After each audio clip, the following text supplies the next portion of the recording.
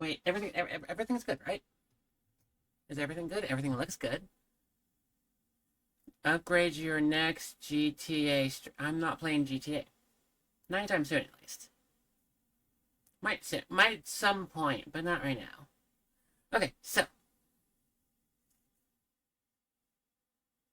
I don't know what I'm doing anymore. Oh my god, guys, I forgot how to stream. It's only been 5 days. It's only been 5 days since my last stream.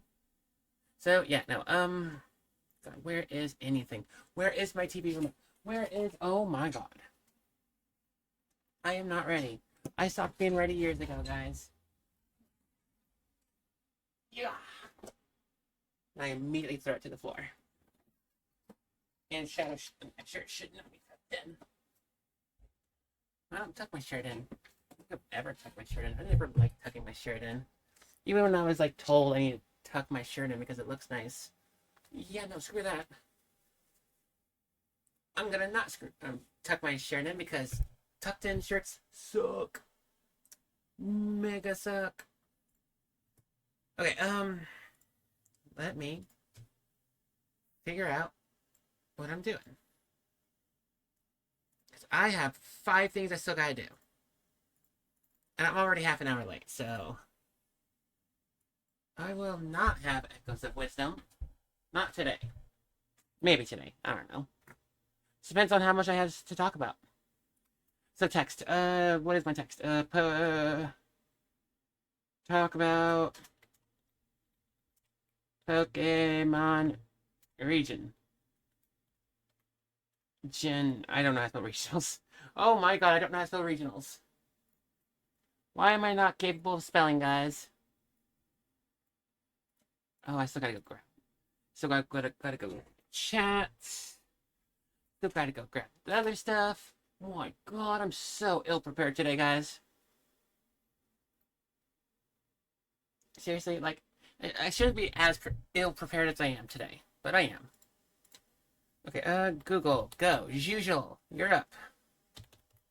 Pokemon. I don't know how to spell regionals. Done. Copy paste. Why am I not capable of spelling? Why do I not know how to spell? Hey Sigma, how you doing? Oh, Gwendolyn's on, or any Gwendolyn.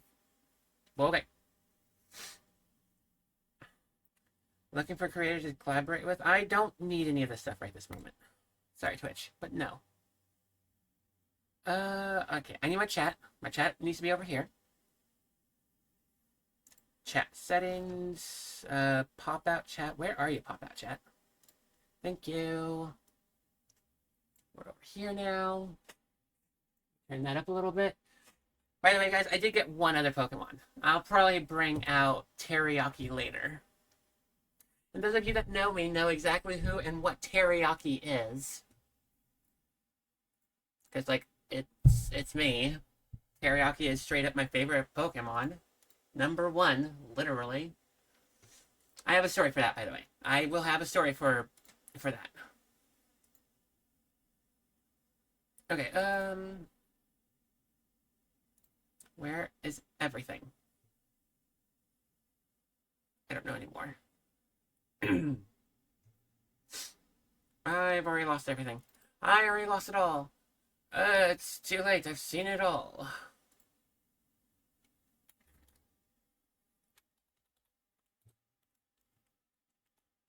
Okay, talk about Pokemon regionals. Let me go ahead and scoot this over a little bit.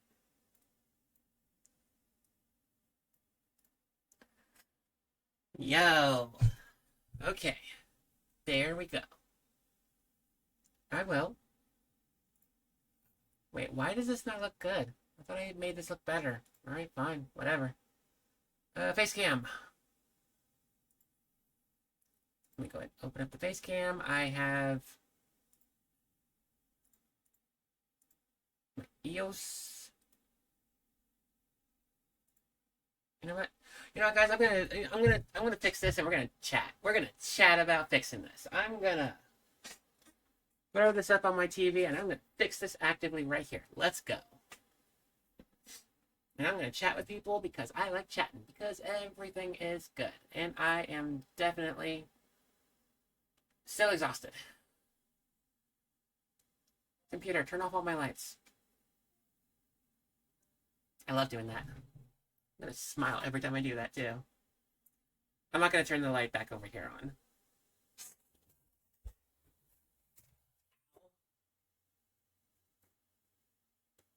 I lied. I turned the light on over here.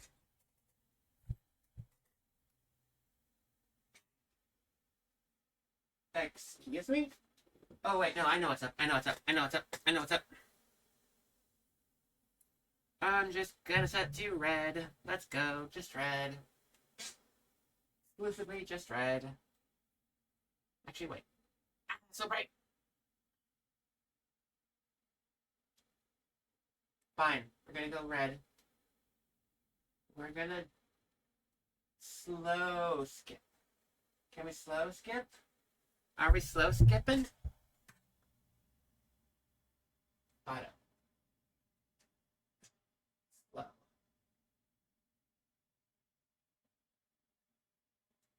I was kind of hoping to fade. Fake tree? This jumping kind of sucks. That's better. I'll take that. That's cool. I can accept this.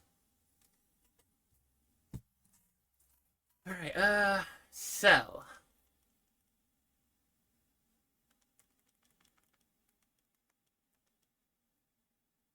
Not Xbox. I want computer. I want my computer right here. I want my computer that I can see. I want my mouse on the table so I can see. There we go. Oh my god. I look still very big up on the screen. That means I'm just gonna fix this as I'm talking, guys. So, normally I have my stream stuff literally on this monitor, and then the game on this one. We're not doing that this time. Since I'm gonna fix this, I'm gonna put it right here. Alright. Windowing, guys. So,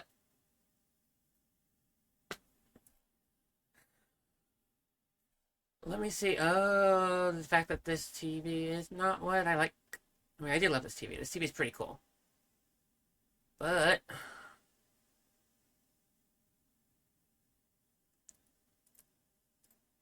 what am I gonna look for? I want no, not that. I want the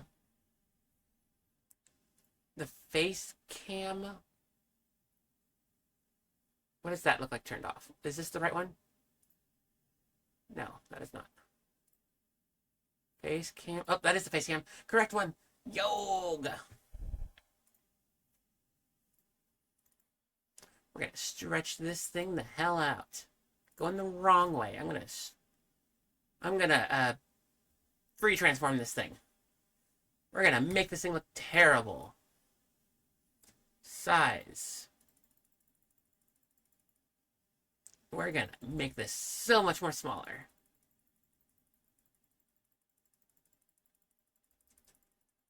Is this what I want? Is this what I'm truly wanting? Do we truly want this? Probably not. But we're gonna do it anyway. It looks quite terrible.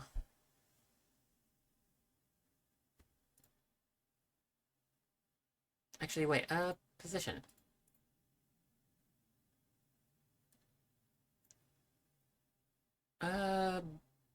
Where'd I click? Where am I clicking? Where is being clicked? I don't want to click alert box. Oh my god. Facecam thingy. There we go. Free transform some more. Transform. Edit transform. So, by the way, guys, I have not been online for... I stopped playing Zelda, I think, on the 5th.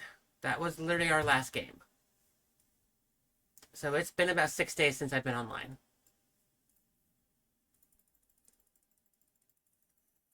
And a whole bunch of stuff happened. My god. Oh my god. So much stuff has been going on. So, keep moving with this just a little bit. Sigma, how are you doing, by the way? How's anyone else in chat doing, by the way? I think that's good enough. I think that's good. Pretty sure that's good enough. I'm just gonna go a little bit past that and done. I'm gonna scoot that over this direction so it looks kind of good. Better. Oh my god. I'm gonna just scoot the whole entire thing over here. There we go. Now we have chat. Now we look good. Raining down after night had a sham. Yo, the Shamrock Shake. Okay, I'm not gonna lie, the Shamrock Shake's pretty good. Like, low-key, I kind of love it. Too bad I know how to make it, and I don't really need McDonald's to make it. Literally, just get some vanilla icing, get some, like, spearmint syrup, a little bit of green dye. You want to, depending on how big your blender is, you want to go, like, 2, maybe 4 drops. And GG, you're good.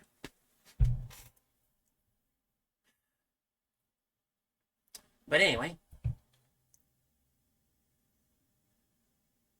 Gwendolyn, I know you're top heavy, but ow. Alright, I'm gonna do this. I'm gonna see if I can cheat this out a little bit. I'm doing the forbidden thing. Gwendolyn's exhausted. I mean, it's not like Gwendolyn wasn't my, you know, my mascot or anything during all of regionals or anything, right?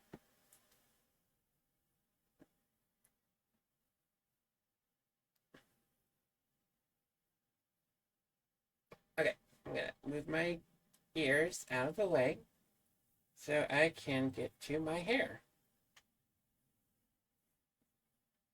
There we go. Oh, hair. By the way, if you guys haven't figured out, this camera is mirrored. So I'm just like, oh, yeah, I'm going to use the mirror right there. Let me go ahead and just grab onto my hair. Oh. Incorrect. Very incorrect. Okay. No. Gwendolyn.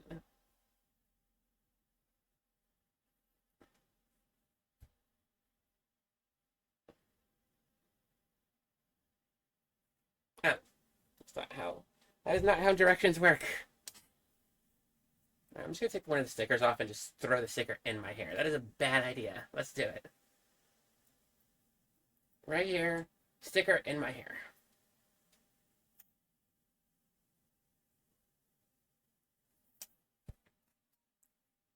Really? The sticker didn't want to stay in my hair. Cool. Never mind. I learned something today. My hair is too powerful for stickers. Also trying to put a magnet in with my headphones right there. Probably a bad idea. Alright, I'm just gonna have to keep Gwendolyn down here.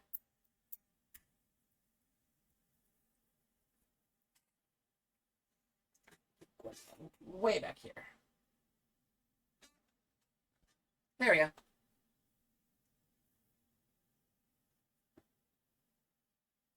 So now I have to... Alright, guys. Just mind it. So. Oh my god. So. I did Pokemon Regionals. I finally got to go do a big Pokemon tournament. Not as a player, but as an actual, like, facilitator for part of the event. I didn't do anything super big, super cool, but I was at least a part of regionals, which is cool. Something I've been wanting to do for quite a while. I'm another step towards working worlds. But so a few things I wanted to bring out.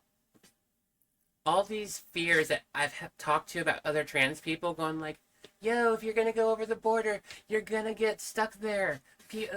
ICE, border security, whatever, is going out of their way to clip people's passports and ID cards and make it so you can't get through, and then you're gonna get stuck in Canada. I went into this with full knowledge that is a possibility. It will likely not happen because, again, I changed all my stuff legally. Like, what? It's 2025. I changed all my stuff legally 15 years ago. As in, before I even had my first job.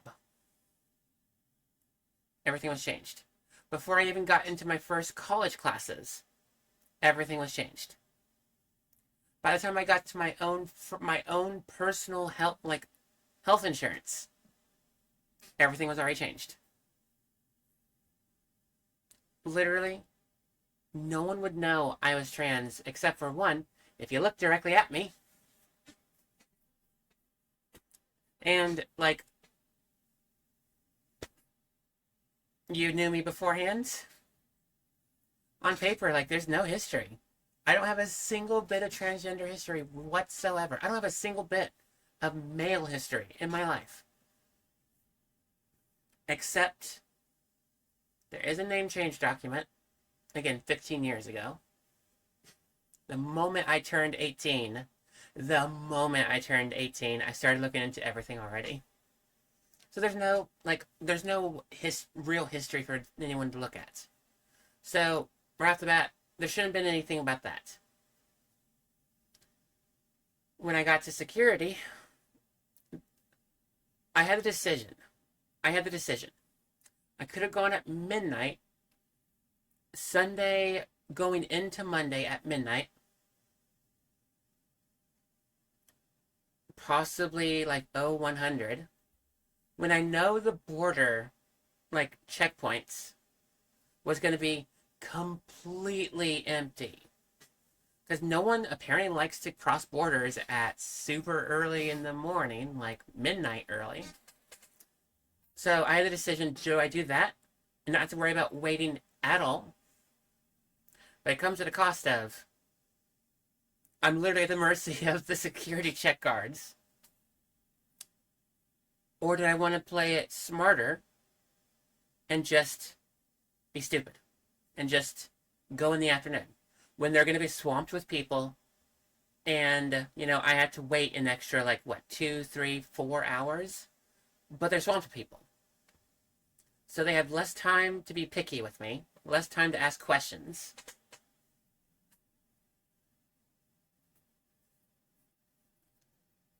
I made the decision that ended up possibly being the right one. But yeah, no, I went during the afternoon. I ended up being on a phone call with my mom for about 3 hours. And my mom was there on the phone as I'm talking to me.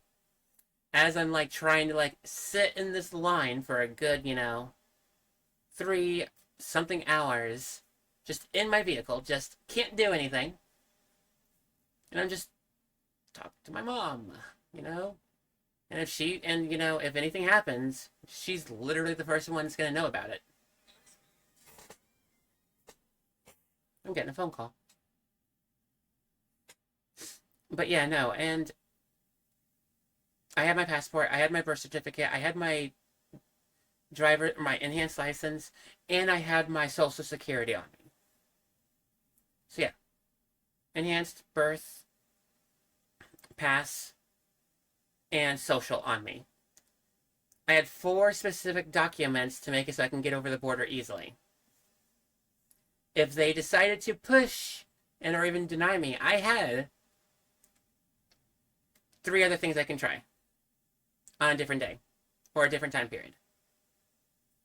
But no, the person was very nice. Apparently they knew exactly why I was there. Didn't help the fact that literally I had Gwendolyn and I had teriyaki literally on my dashboard of my truck. So the person knew exactly what was going on. And they're just like, "Oh, okay, I know why you're over here.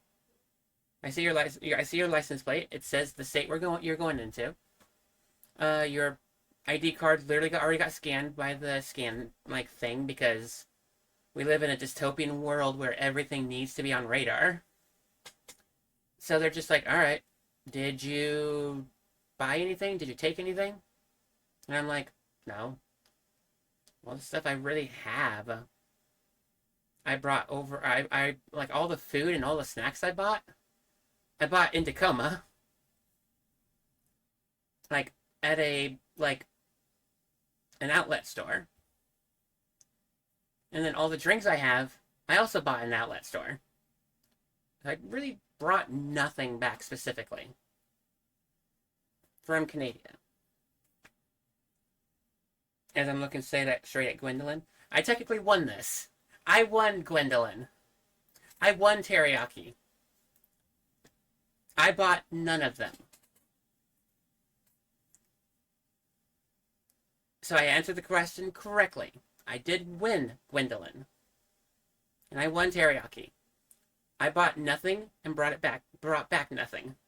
Nothing new.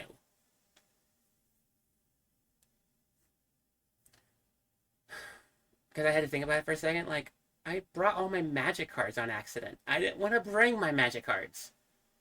But I didn't buy magic cards. I literally just left it all in my truck. Like, Freya had all my magic cards. I could have brought them out. Could have done something with them. Chose not to. Mostly because I don't want to bring magic out during a Pokemon event. Kind of dumb. Trust me, I wanted to leave my magic cards at home. I didn't even think I brought them.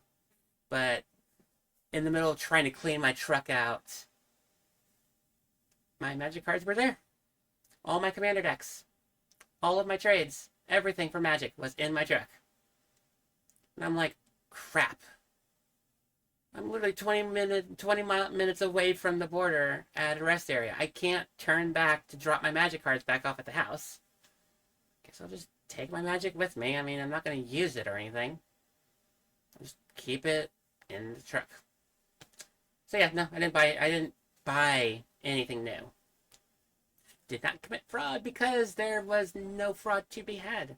My cards stayed in my truck. My Pokemon cards, I actually left a lot of them there. Like, okay. Part of what was going on. I ended up building a deck for like 5 different people over there. Some guy from Mexico, by the way. One of the reasons why I love Pokemon. I get to meet so many new people, so many people from different areas of the world. This dude was just like, oh, I want to go build a deck. I have all the makings of a great deck because I know I did the research and I have, this the Dragapult, and I have at least the starting of a Charizard deck. I want to just combine both decks together. And I'm like, I'm trying to build Dragapult and Pidgeot. I'm trying to modify my Charizard deck to be cooler and different and mine, not everyone else's. Let me go ahead and just take out the stuff out of both of these decks I'm trying to build. Let me go ahead and, get these energies for you. Let me go ahead and get, like, some of my trainer cards from these decks I'm already about done finishing. And then I'm like, alright, cool. Let me go ahead and just add these cards into your deck. There we go. I've left maybe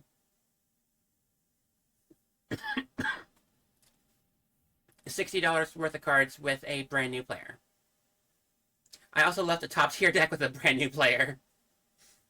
And then I ended up having like a few parents go like, my kid's playing Pokemon. My kids love Pokemon. Maybe I should learn a little bit about this. And I'm just like, I got you, love. I got you. What's your favorite Pokemon? And the person's like, I don't know. I like Mewtwo. And I'm like, how top tier do you want to go? Do you want to go decently high tier? Do you want to go just make something fun for the fun of it? Dude's like, something fun. Maybe something I can actually play a little bit against my kids' decks. And I'm just like, I got you. You're not going to win tournaments with this.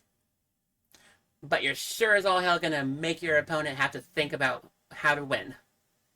And I just took some Mewtwo EXs out of my, trade binder. And then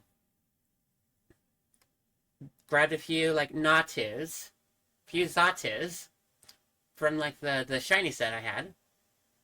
And just Let me go ahead and put this in the deck. Let me go ahead and put these Mewtwo's in the deck. Let me go ahead and add just a few normal Mewtwo's in here for the fun of it.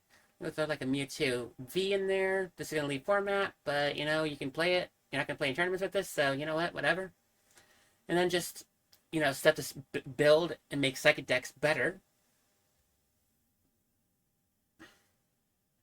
And just built a top tier deck, or not a top tier deck, a high tier deck.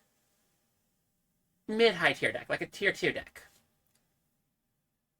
For a dad that just wanted to learn to play Pokemon.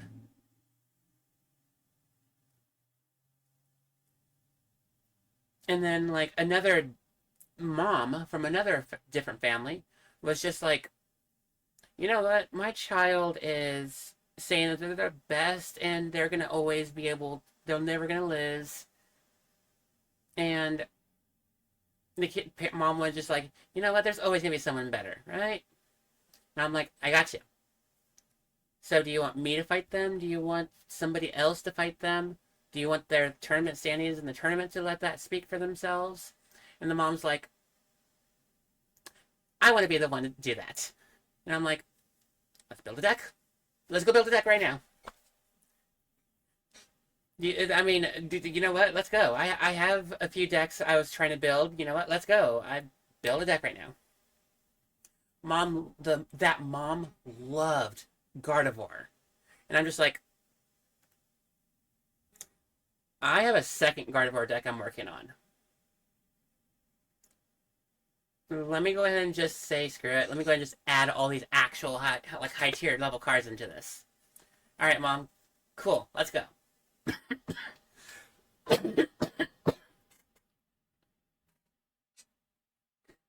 Mom wanted to learn how to play the game, so I went ahead and sat down with the mom with the high tier Gardevoir deck, and I just threw out what was it? I just threw out my Butterfree deck from Gen 2. Like, I was going to lose.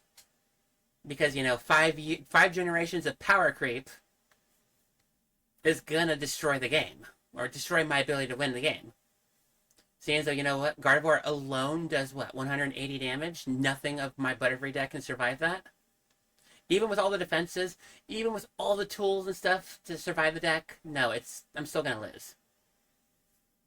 And it just takes, what, 1 second worth of effort to build that Gardevoir into play, and we're done.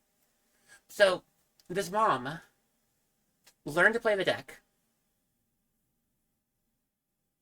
And, like, had fun. Had fun, learned why the child loves the game. And then I find out later this mom actually beat the kid. I didn't hear specific. She didn't say anything specific about what happened, but like, the mom beat the kid, and I'm just like, you know what, mom? If you want, there's another regionals coming up. If you want, I can help you find a local league. If you're able to take on someone that's ready for regionals and defeat them, let's go. Apparently, the mom's really, really happy. And might actually start playing the game a little bit more.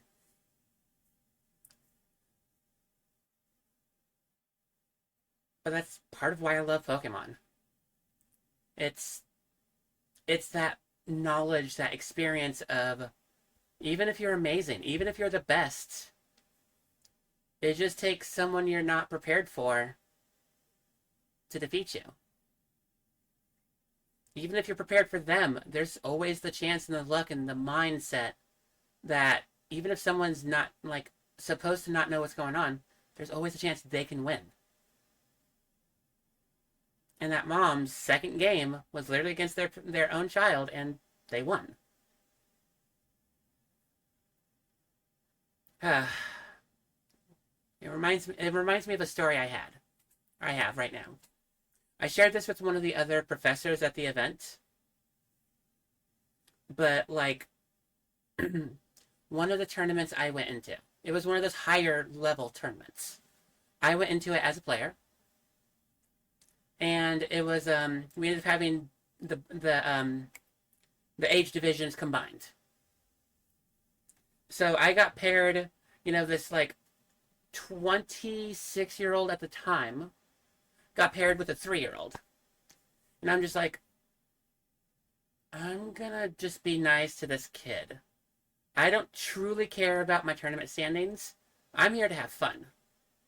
And if I can use that fun to make another child happy, you know what? The kid can have it. As long as the kid can actually, one, figure out how to handle my strategies, and two, if the kid can read, if the kid can do the math, I'm happy with this alone. But if the kid can actually, find ways around my strategies, I was willing to let the kid have the win right then and there.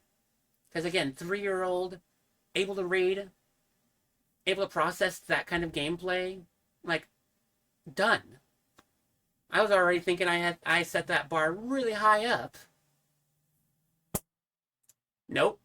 This kid, straight up, like, I'm just playing my turn normally as I would against any other player, just getting my whole entire, like, a lot of my deck into my hand, ready to be played, and, like, just start doing a whole lot of things, like, against I would normally, like, other players. But the kid, like, I'm just going through these cards going, like, oh, I don't have another basic. And I'm sitting here with 4 basics in my hand, ready to play them all. And I'm like, no, I just have this one basic on the bench. This one basic is my active. And the kid clearly saw I played cards that put basic in my hands. Or in my hand. And the kid was just like, okay, okay, okay. And I ended up ending my turn with this decently good sized hand. And the kid immediately just raised their hand, going like, Judge, my opponent's being very nice to me and like holding back. And I'm just like, what? You're gonna sit here and get mad at me for holding back? You're gonna call a judge for me holding back on you? I mean, kudos for one, knowing I'm holding back, but also, what the hell? Why? Why would you call a judge for that? Also, for one, why would you call a judge for anything like that? But the fact that, like, I knew this kid literally knew I was holding back and knew he was able to call a judge because I'm not playing. I'm not playing right. And, like, I'm like, all right, cool. Okay, cool. I'm gonna end my turn because I stated I ended my turn, but if this is how it's gonna go, if you know I'm holding back and like you know what's going on, I'm not gonna hold back next turn, but I already stated I end my turn. I'm gonna stick to this honesty. But next turn, let's go.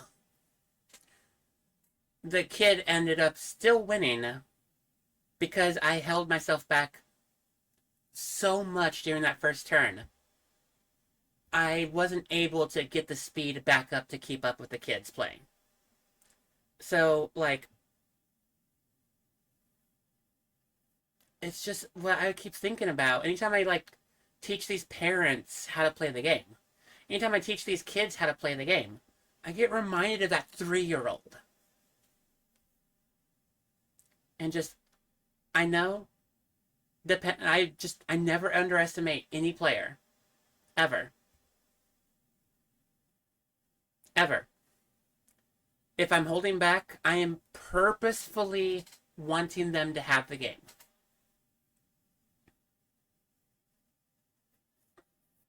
Hey, Moonrose.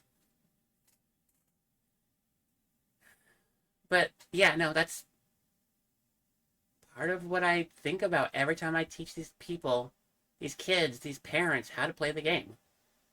It's just the experience of these this 3-year-old just take like this 3-year-old literally calling a judge over for dismissive play.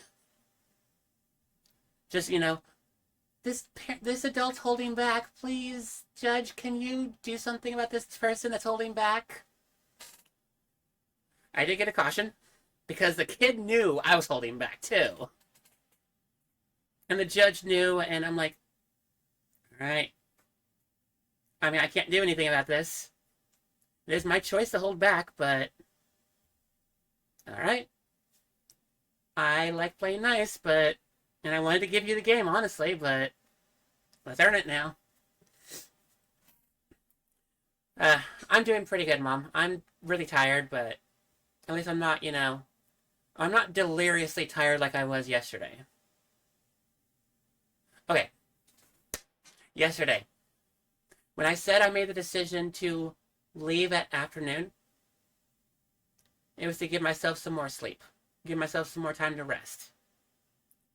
Because God forbid, I didn't sleep really at all in 4 days. So, you guys could probably hear by my voice, and I've already coughed a few times. It was worse through the whole weekend. Literally, trying to sleep was like, alright, I successfully went to sleep. Ah, this is nice. 40 minutes later, wake up in a coughing fit. Like the kind of coughing fit where your eyes, your vision is vibrating from the sheer force of your cough. That sucked. So I basically went 4 days straight with no sleep. Or rather, accumulatively, 6 hours of sleep. Was not fun. So yesterday,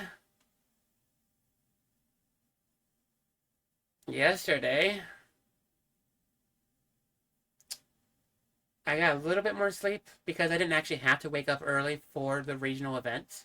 I didn't have to judge or run any events or anything. It was good. Like, I got to actually sleep in. Still sucked. How's Canada? Heard they're ready to fuck. Yeah. Canada was pretty nice. Canada was amazing. Canada was delicious.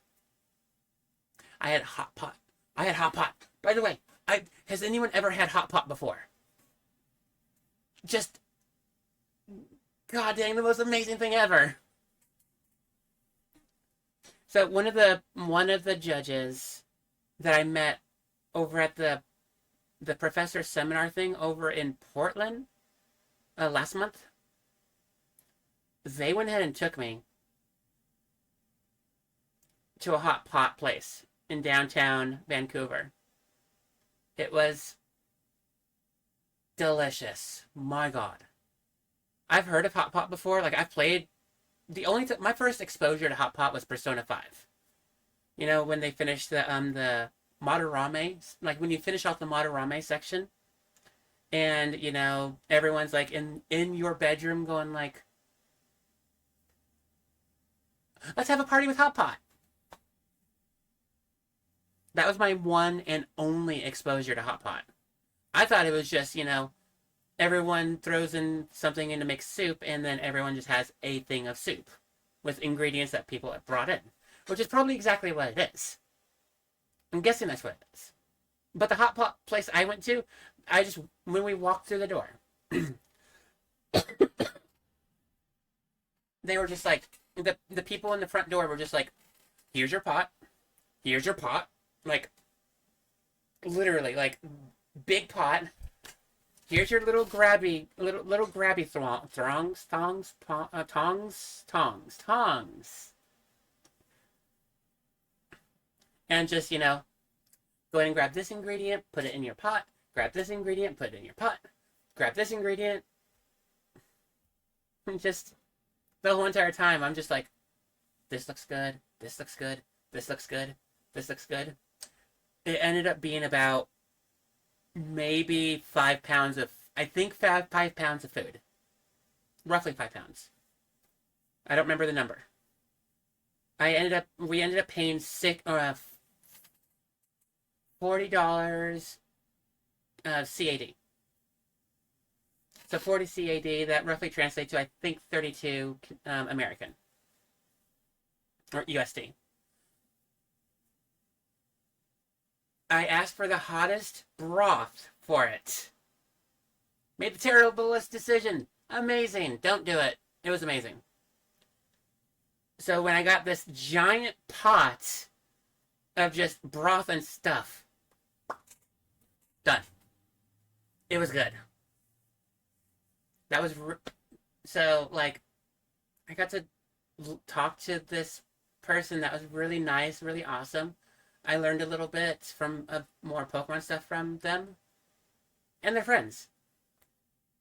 Never do the hottest first. Remember, I'm the person that plays with ghost peppers. I love ghost peppers. Ghost peppers. But yeah, no, I'm sitting here thinking like, yeah, no, it was amazing. The whole entire trip was really fun. I hated that I was suffocating 90% of it. But yes. Definitely a fun day. Definitely a fun event. I would definitely do it again. So one of the other things I will say, I donated some of my Pokemon cards to the first thing there, and this was too much. No, it was not too much. The amount of food was too much. The spice itself was not that much. Like it was the nice, good spice that gave me the spicy sensation, but was not obliterating myself to make it like eating it. Like it was the food itself was too much. The pot was this big. Seriously, I could turn this thing over, put it on my head. You said it was a bad idea after you said the spiciest one? Yes. Okay, yes. Because the amount of food I was going through with that spice definitely wasn't. It was fun. Can confirm, if you're gonna eat that much food, don't make it the spiciest stuff. If it was less food, I would have been happy with that amount of spice. That was delicious. But wow. 2 hours in, I started struggling. That was a hard fight to get through that soup. It was very delicious, by the way. Hands down.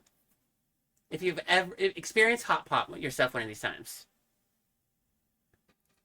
Like, I know there's some places of hot pot somewhere. Pretty sure Nolan's got some. I know Portland has a few. Now I know personally there's Vancouver, BC that's got one. At least one. It was really good. Can confirm. The amount of food you're going to get, don't go for the spiciest immediately. Go for like a 3. A 3's good. And to be fair, I went a little extra as well. Not only did I say give me the literal hottest, I also chucked in a whole bunch of like extra stuff, like the hot like the chili oil and the actual like chili, like fresh chili flakes, by the way. Not like the stuff you could just get from the shaker. No, they were straight up like mashed in, like, I swear, mashed with a mortar and pestle. Like peppers.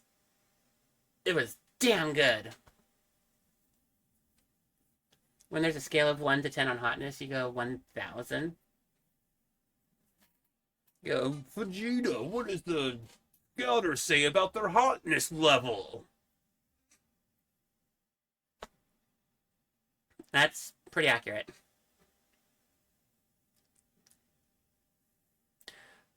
Other than that, yeah, no, that was fun. Got to hang out with a whole bunch of people. I'm gonna do a thing. If anyone wants to do the thing, thank you, Sigma.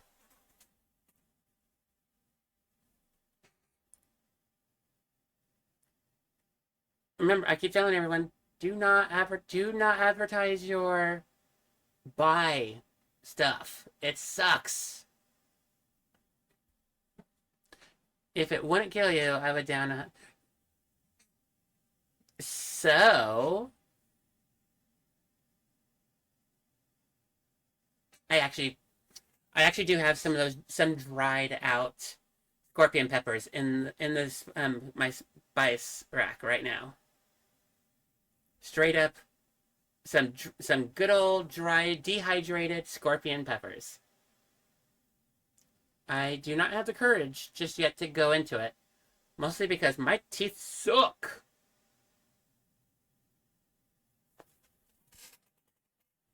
And yeah, no, if in all seriousness, I probably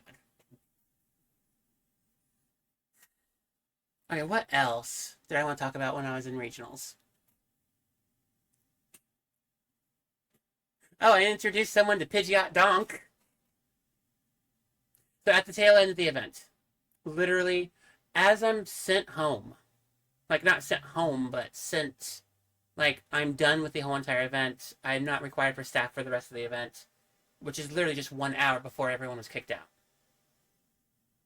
Because like side events were done. Like there was no more, not only no more side events, sim packing, yes, pretty much. Like, yeah, no, it was fun. Like, I went into my hotel room. I grabbed one of my playmats and two of my decks, and I tried to bring a few extra deck boxes so I can finish out some of my decks. If I need to, I'll buy some of the cards so I can actually finish the decks off. I ended up not buying anything again. I didn't buy anything. Again, Gwendolyn right here is literally something I won. I don't think you can actually get taxed. Well, you could get taxed for that. Depends on the value. I don't know the value of Gwendolyn.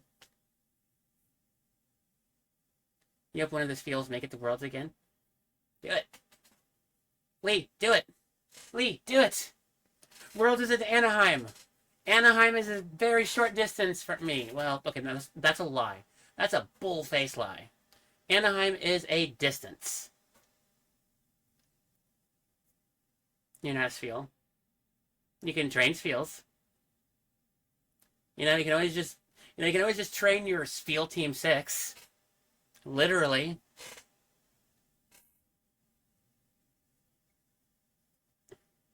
Now I kind of want to build. I kind of want to just build my Spiel Team 6. They were kicked out because their deck wasn't legal? No, I don't remember. I don't remember at all. But I do know someone tried to go into a tournament with a full 60 card deck of jumbo cards.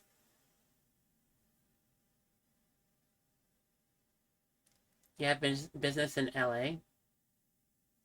Yeah, so I have never been to Anaheim. I've never been to LA. LA is way too far away. My furthest I've ever lived my whole life was Fresno. Technically, yes, I did live in Fresno. For about, what was it, 6 months? Yeah, it was 6 months I lived in Fresno. That is the furthest south I've ever been. And lived. But furthest south I've ever been. As an adult. Or as someone of recent memory. Or at least memory enough to remember things. Because I did technically live...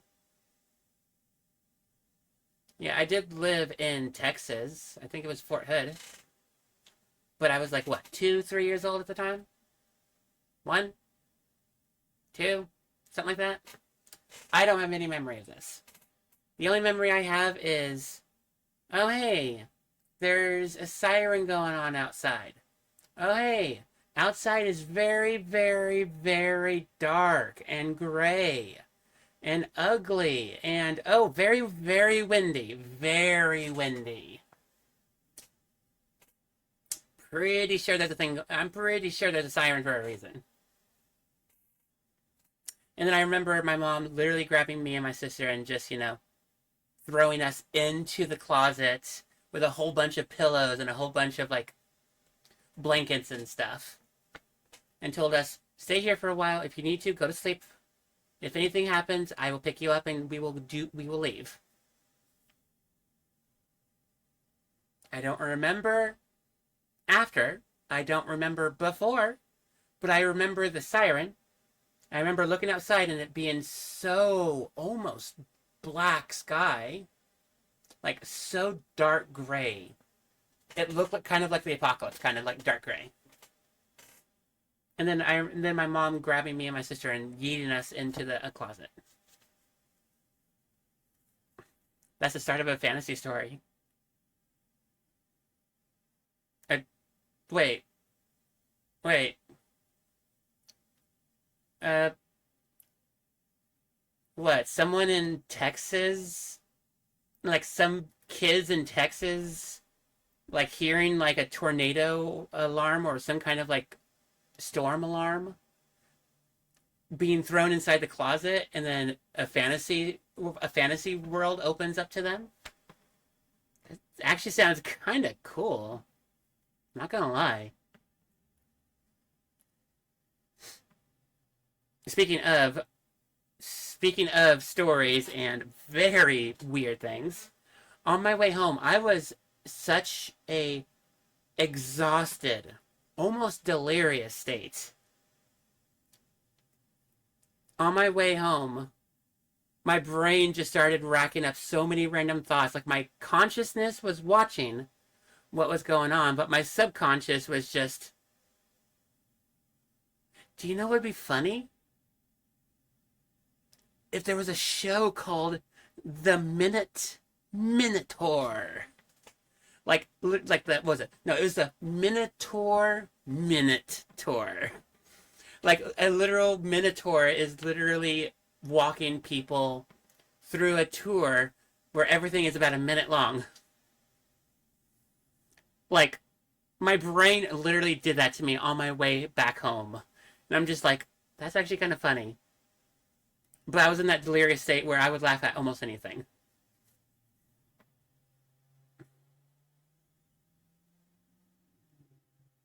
Poor memory of some event with remembering sirens, a dark cloud, and your parent dragging you to a safer area. Oh, that does sound like it would be the start of like a JRPG, honestly. Still.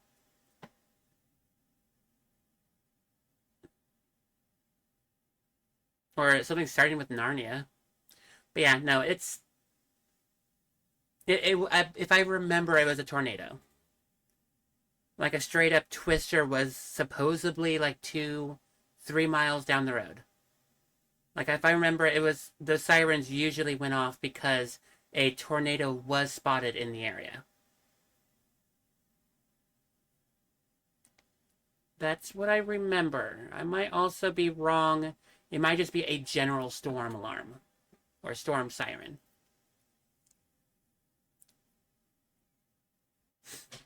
I don't know if my mom's still in chat, so.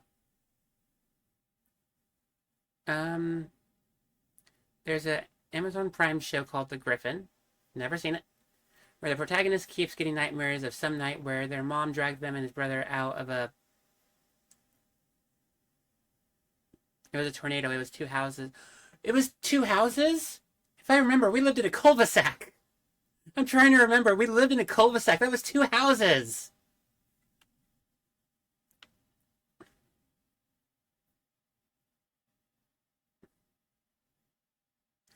It was the last time we saw. Okay.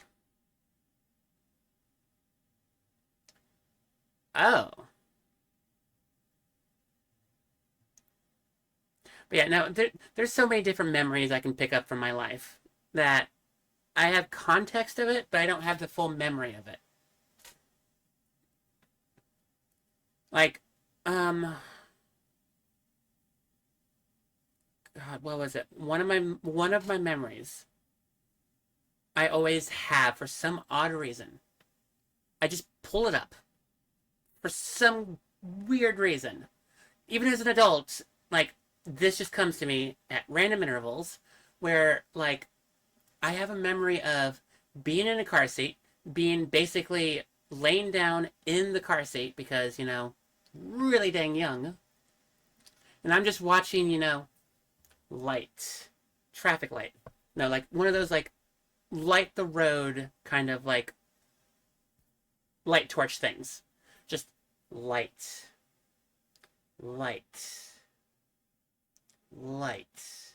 And I'm just remembering just watching those lights. And then for some weird reason, it always connects my brain to my mom. Probably my mom was driving. Maybe my mom was in the back seat with me. I don't remember. maybe my mom was the most recent thing I like remember seeing. Like super dang young. I don't know why my mom comes into my mind anytime I think of traffic lights. And now, as an adult, every time I'm driving, I see these traffic lights, my brain immediately connects it to my mom.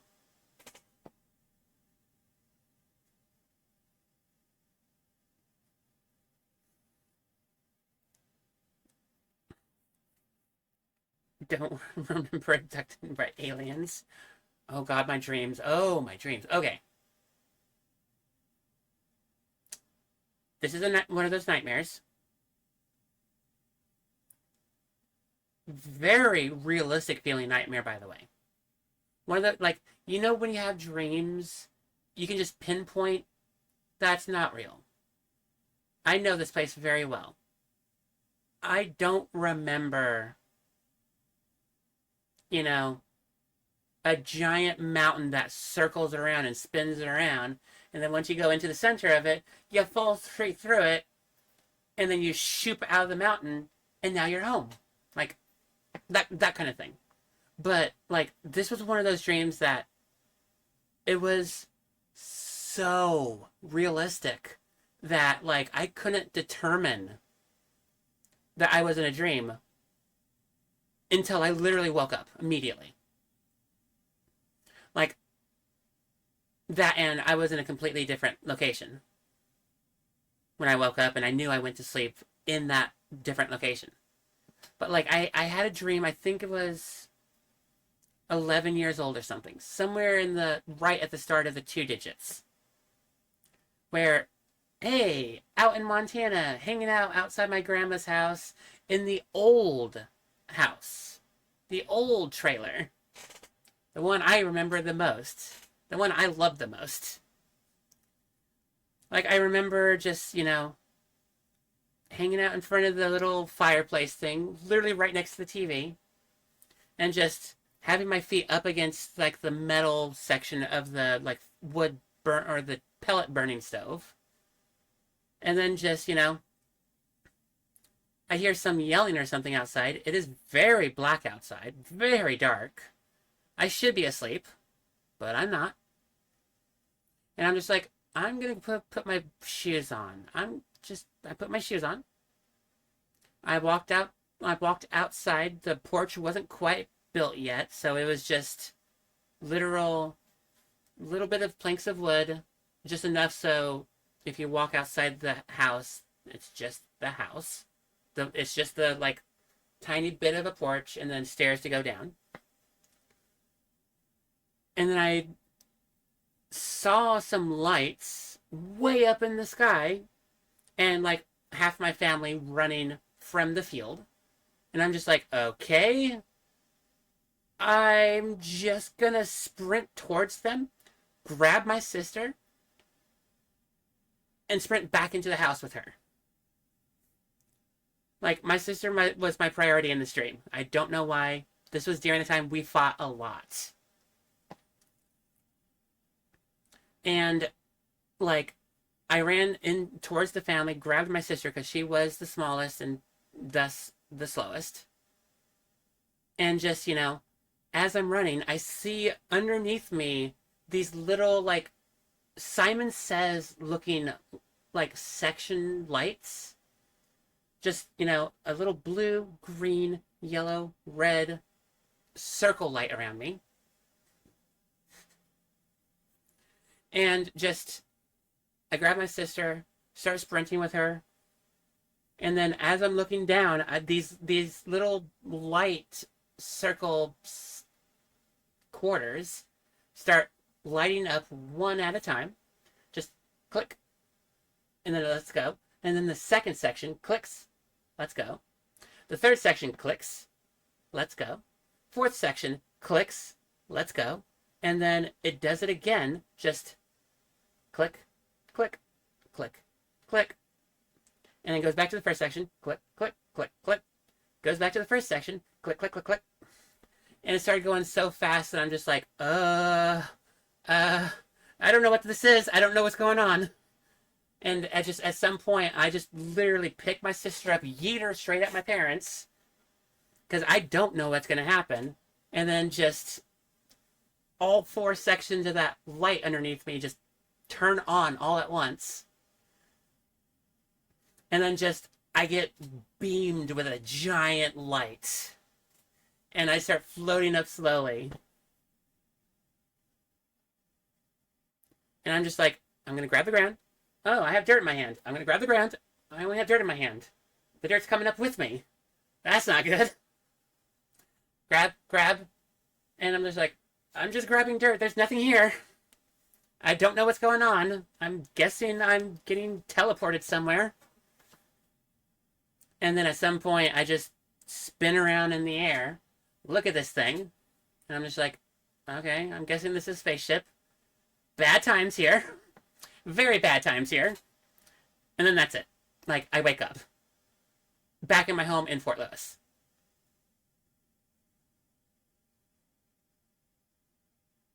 Just, it was the feeling of needing to save someone, except I couldn't save myself. Like, it was one of those kind of nightmares of nothing you grab, nothing you feel, nothing you can do is able to save you. So you might as well just, save someone, save a life at the cost of your own.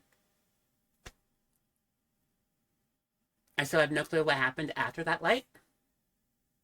Like, after I got beamed up from like, the ground. But, like, that's a nightmare I have. And for some reason, I can recall this nightmare so clearly.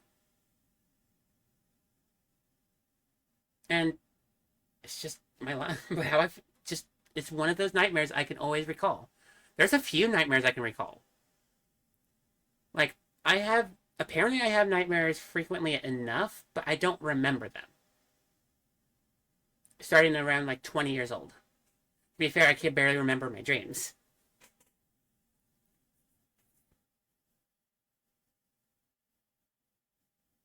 Were you able to watch Close Encounters of the Third Kind movie? I've never seen it, no.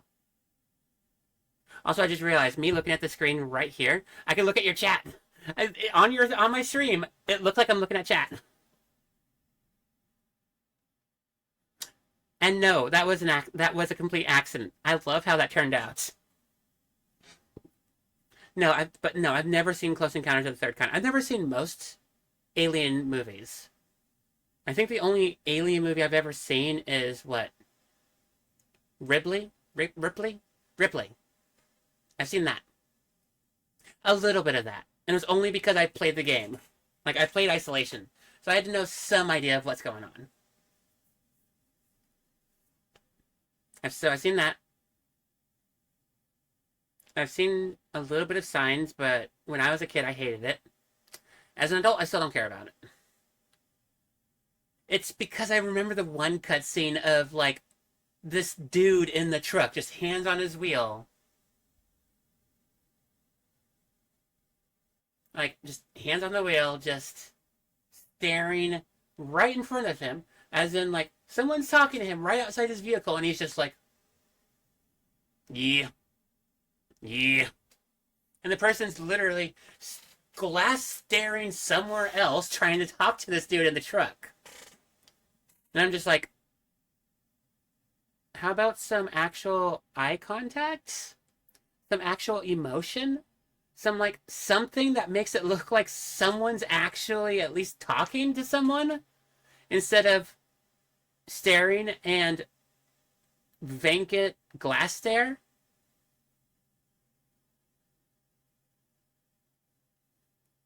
That was literally M. Night Shyamalan, who was trying to get out of the conversation because I don't remember this. I don't remember why anyone was in the vehicle. It was something scary. Event Horizon is pretty good for a time. Is that the space? Is that the space one? The one where, like, this crew has a special warp drive that allows them to enter hell for a second and then leave hell after that 1 second and end up in a completely new location? But that entry into hell sometimes has that like 1% bad reality, like a bad tear with that hell or something. I don't know. Also, why would someone build a warp drive out of hell? Like, literally. Star Trek makes it make more sense. You know, you have a little like machine that generates this little bubble around you, and the thing just says, "All right, cool, slingshot bubble."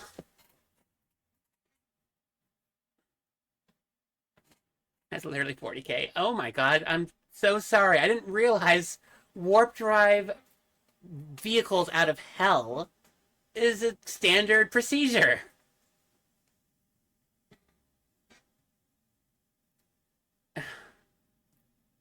That's why the preacher didn't have his wife. Oh.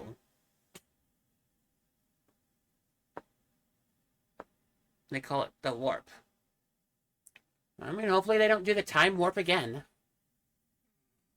I need to go watch that movie again. Not gonna lie, I hated that movie for most of my life. And then I actually ended up watching that movie, like, straight through. And I'm just like, why did I even hate this? This is a bop of a movie. Probably because I've never actually truly seen it.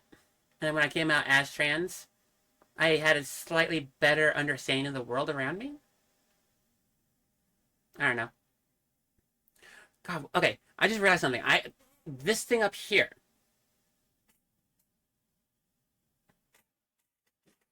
That thing over there. Talk about Pokemon Regionals. I still need to do that. Do more of that, at least. Okay, what else? I talked about my original problem with the border and how it was literally a moot point. Mostly because, again, I have all my I have all my stuff done.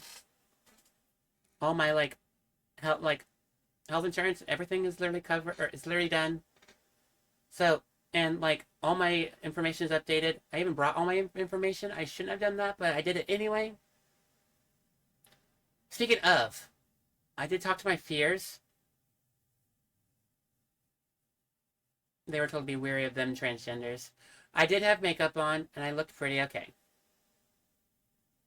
Like, I mean, it was still obvious I'm trans, but, like, I had a flippin' Pokemon in my dashboard. It was cute. It was gonna stay. It was obvious that I was a nerd. I posed no security risks. To be fair, it's nerds that usually do give security risk. Honestly, I'm gonna be honest. But okay. So security. So the fear of being stuck in Canada. When I did talk to people about my fear while I was in Canada, I got a lot of professors, a lot of people from the Pokemon community over there stating, like, I was a nice, good person. I literally put other people ahead of myself. I literally wanted to give these people a good experience. And that says a lot about my character. And they said, if I got stuck in Canada, they would help me find a way to help sponsor me to have a visa. I don't quite know if I could have done that, but apparently that was something some of them said I could try to do. And they were willing to support me in that if I got stuck in Canada. People are trying to escape to Canada. I know. Part of why I wanted, I didn't want to get stuck in Canada. Like, if I'm going to be honest, 100%, I did not want to get stuck in Canada. But if it happened, there's so much more worse things in my life that could happen. Like, yeah, no. Uh, fuck Grumpus. Fuck Dumpus. But yeah, no, if I was stuck in Canada, I had options, I had things I could do. I even had a few of the professors try to reach out to me. They knew I was going to leave, and they said, like, they said they were willing to help me out.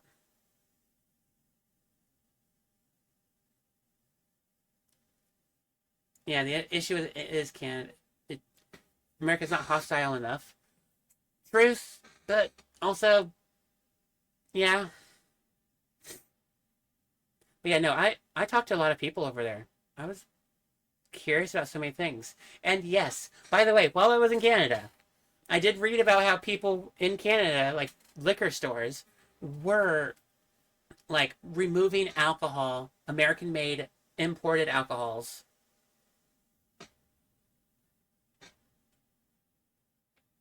Like special like American imported alcohols, beers and everything. Like they were being removed off the stores, off the shelves, and I went and looked. Yes, I went there and literally they had a whole entire section of importeds that were just bare. And I'm like, yes, please do that.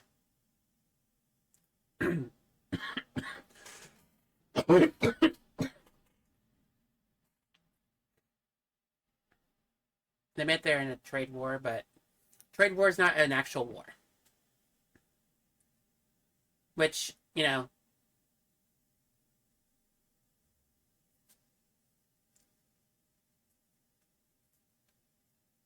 yep, yep.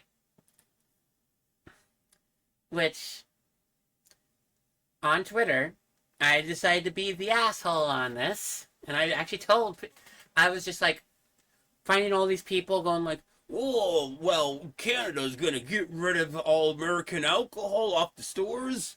They already bought it. Oh, they're gonna want more. They're gonna want ours and stuff. and others are just like, Who cares? Who cares?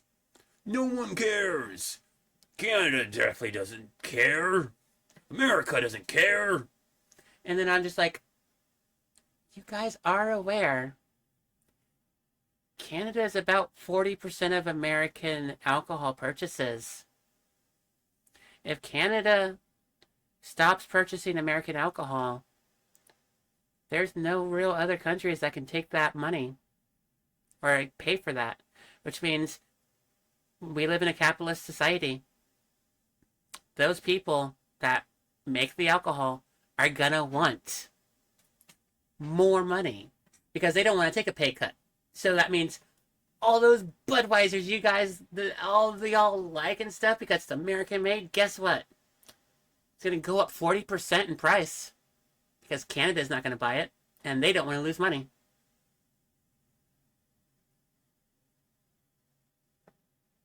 Be prepared to pay 40% more on your alcohol. Which, to be fair, I don't like alcohol anyway. So, not an impact for me. But them rednecks, yeah, them rednecks are gonna absolutely have a terrible day. Already admit their plan if they ever have to stop an American invasion.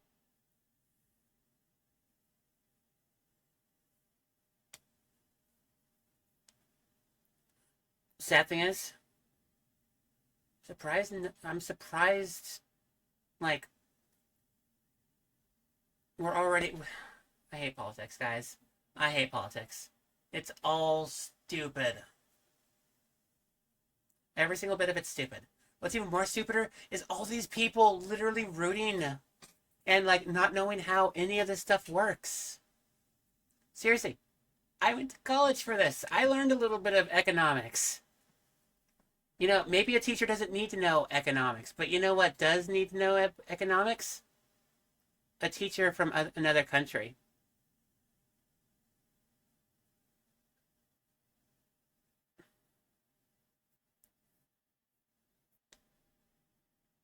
So I had to learn economics. And seeing all this terrible economic plays being done, yeah. I see a whole hell of a lot of problems right now. And Grumpus is just perpetuating all of them.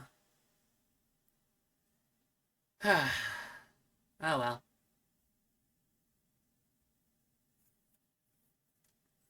is to be defensive while special forces sabotage and try to mess things up, just enough to get a revolution starting. Just let Grumpus make his own bad decisions. Gonna create a revolution all on its own.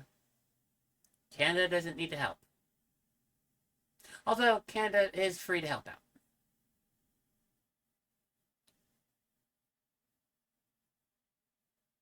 Because they rather have America as an ally, but it's clear Trump wants to take over Canada. Truth? I mean, to be fair, Grumpus wants more power. That's it. He's just a greedy gremlin. He just wants more power.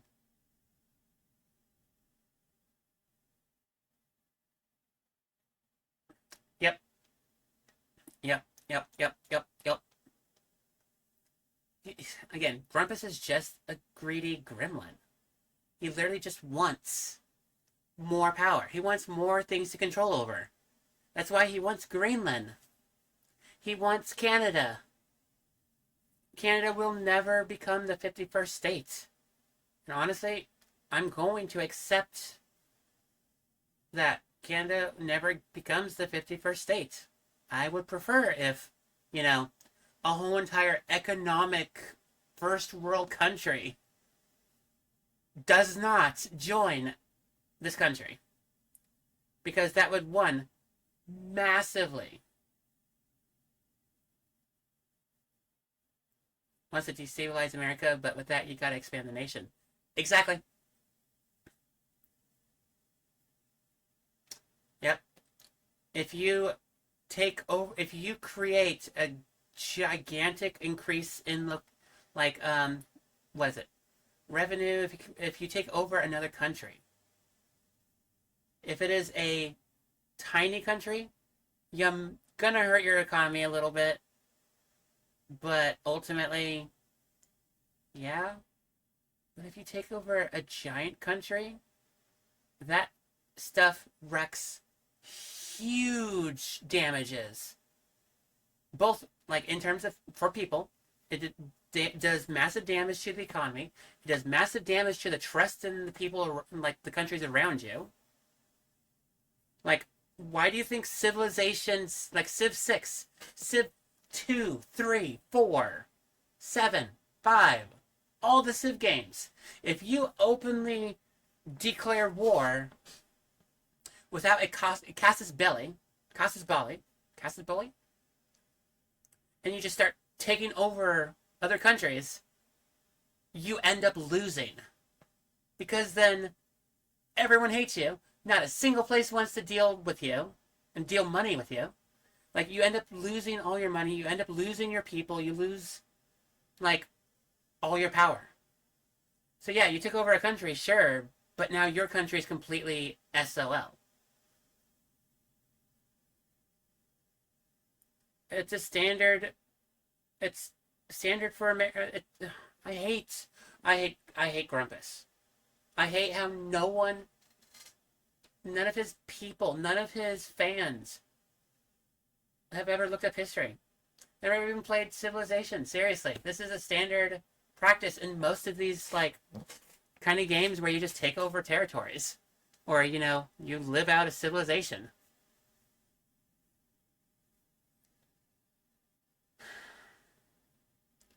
Basically, wanting America to be centralized, but not focusing on the global capitalist market, but America relies on global trade.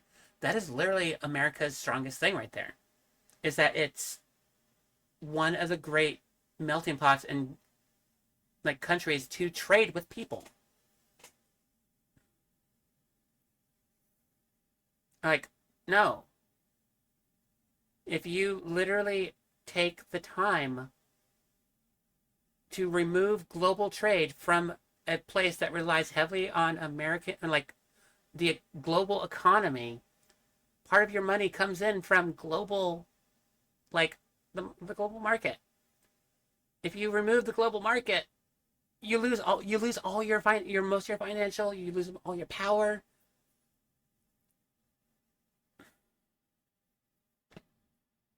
Like, I don't know. This is standard college level economics. And I forgot, Grumpus never passed. Well, no, he did. He did. He didn't do very well, from what I've read. Like, apparently most of his college professors hated him and said he was lazy and terrible. But at least he did technically pass college. Literally, probably by daddy paying off college professors, which is a standard practice in a lot of richer areas. I remember my best friend talking about this in Kuwait too. Like, as I don't know, expecting people in Trump's orbit to play games. Yosh. Yeah, I know. Husk literally pays people to play games for him. And then he boasts about how his accounts are super big. I'm aware of this. I've been keeping up in the Path of Exile 2 community. I play Path of Exile 2 as well. I know this. I know what's going on. You didn't even know the story of the game. So either he's that kind of really bad MMO player that just doesn't care about the story, which, to be fair, depending on the game, I am too, or he pays someone else to do it. Depends on the game. Final Fantasy 14, I did that for a little bit. Mostly because it was kind of annoying to go through all those stories.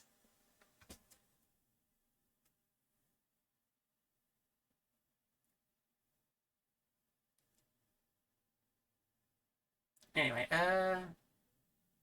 ow. My glasses. That's loud. Alright, keep focusing on Canada first, probably because they're white. And French. Oh, okay. I'm going to talk about Canada for a second. When I went to Canada, I felt like that place was so much more of a melting pot than America is. Like, I live in a place where, like, just there's a massive airport up the road. One of the global airports, just up the road. There's also, both south and north of me, there are harbor towns, harbor cities, where, shipping and, ocean-based economy trade happens. Both north and south of me. I can quite literally go north just a little bit and go visit the Space Needle. But, like, yeah, no, when I was in Canada, I met so many people. So many different types of people. When I even got into a conversation with a homeless person over there. And they're treated so nicely over there. Like, they're still, homeless. And there's still, like, a stigma there. But the people that were homeless over there would go out of their way to find trash and keep the streets looking nice. Literally, I just from a distance, when I was walking in the middle of the night, I just saw a dude in a blanket, pretty tired looking, and just walked to a piece of trash, grabbed it, walked it to a trash can, continued on his way, came up to another piece of trash, picked it up, looked around, found another trash can, and just put it in there. Like, it's so different. It's so nice. It's nicer over there. Granted, I was only there for like 4 days. But I mean, like, I did the trash thing. When I was homeless, I did the trash thing. Mostly because this place is somewhere I visit frequently. I kind of want it to look nice. Besides, I didn't like contributing to the problem.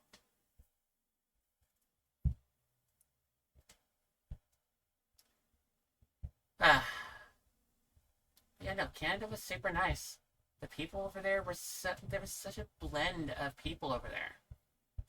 There are people over there with accents I've never heard before. And it was just so nice and interesting. I literally I had conversations with so many different people. Not even related to the Pokemon like event. Just out and about. Like in the middle of the night, like, hey, I finished Pokemon. Cool. My 12-hour shift is done. me go walk the. Let me go walk down the waterfront for a little while. Let me go look at Stewart Park, which, by the way, amazing place.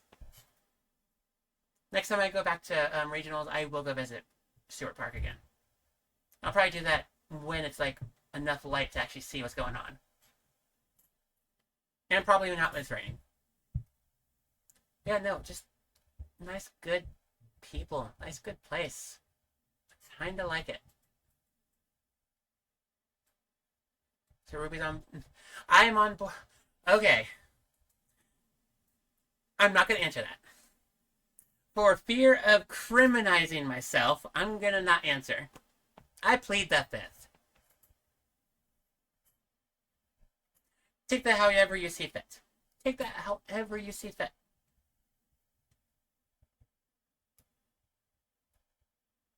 I already criminalized myself by being openly trans. You right. You're right.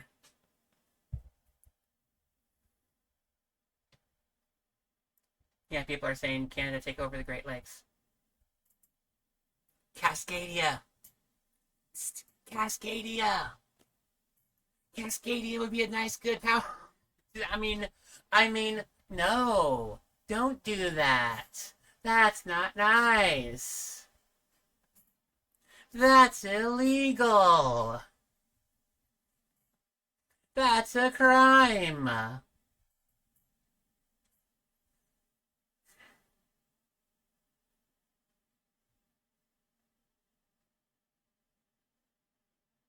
I wanted to. Oh, it's more than one way than Cascadia. Yep, yep.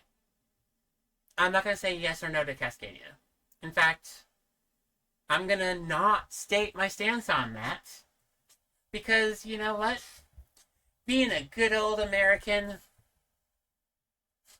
No. No. No. It's way too red.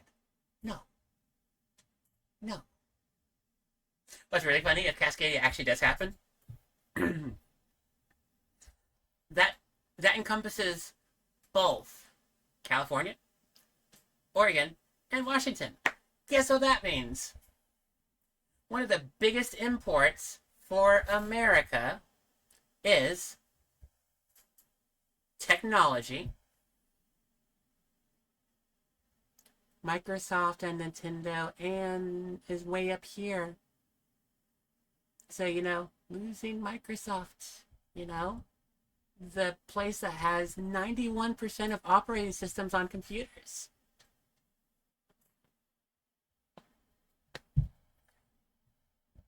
And then also, you know, California, which also includes, you know, one of the biggest food distributors or food, like, farms in the United States, and Hollywood, which is also, guess what? Entertainment is America's second biggest import or export. That means if Cascadia happens, America's first and second biggest imports or exports are gone. Which at that point would be the number 3 would be automobiles, which Detroit has kind of that covered. But it's the Great Lakes. If the Great Lakes are a thing, guess what? I'm not going to say anything else. I'm not going to say anything else. I'm not going to say anything else for fear of criminalizing myself. Just a thought. But yeah, no, again, the Northern Territories and all the blue states that everyone keeps on, like, ranting and hating on are literally the ones with the biggest exports for American culture and American income. If you get rid of California, if you get rid of Washington, most of your biggest tech industry is in Washington. If that's gone, screw the rest of anything else the United States has. There's not anything else really for technology. You get a few factories here and there, but most of your development is in Silicon Valley, which is in California, or like the territory north of Seattle, like the Kirkland territory. Kirkland and Redmond are the two biggest tech areas over here. If it's not Bellevue, if it's not Seattle, Kirkland, I think, actually does take straight up. Redmond and Kirkland take up number one.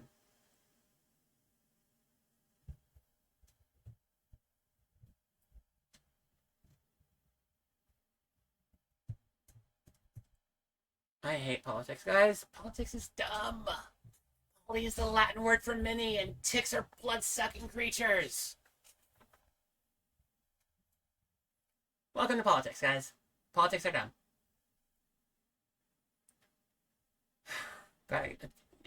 Can we just please have Bush back? Anything is better than what we got right now. I didn't like Bush. I was willing to vote for Bush. Honestly, Al Gore probably would not have been a bad choice, but I was willing to vote for Bush. Guess what? I don't want to vote for Grumpus. Dumpus. Seriously, in 2016, you know what? I was close to the idea of it, but I ended up saying no. 2024? No. No. We saw what that man did. We literally had a pandemic, and that man did not take a single shred of blame for himself. He literally went out of his way to bullshit things to blame other people on. Like, no, that is not the maker, that is not the monocle of a good leader. That is the monocle of a dumbass. I mean, to be fair, like, at least Bitten accepts he wasn't good. He accepts he had flaws, and he knew he had flaws. But he still at least thanked America for letting him have a chance. But, like, again, he accepted his share of the blame.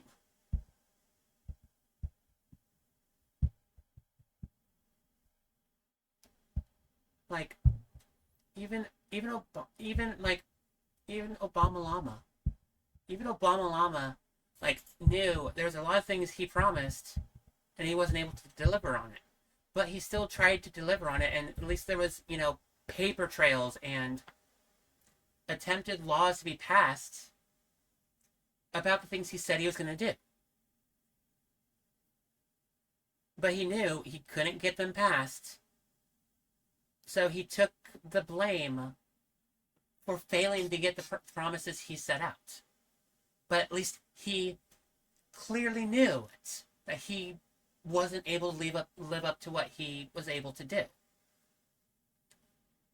Grumpus doesn't do that. He straight up blames everything that isn't himself.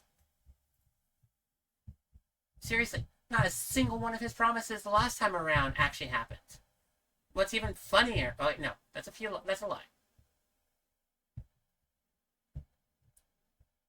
He did say he was going to try and...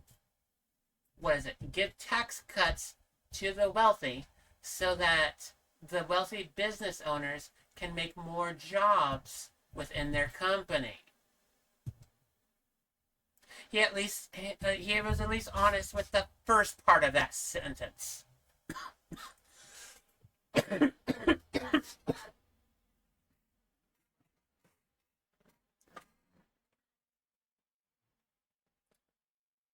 Politics is dumb. But yeah, no, the maker of a good leader is someone who knows how to take blame, how to accept the blame, and either one, know how to do something to either correct it, make themselves better because of it, or at the very least, they will at least accept what they weren't able to do. He straight up blames everyone else for what he isn't able to do. With some of his things never coming to fruition because he never took the time to start it. Like, my god. Barely got a bump there. But yeah, no, Grumpus is not a good leader. Literally. He's just a bully. He literally just bullies people. That's it. Alright. Anyway, we need to stop being in politics territory. I know I talked about Canada because the politics over here and there is so similar in execution, vastly different in proportions. So, for right now, let's drop Grumpus. Let's drop Grumpus. Move on to another conversation. Because I still got to talk about Pokemon Regionals more. Part of why I won this is something I have to also talk about. Why I won, Teriyaki is another subject. Same subject, but...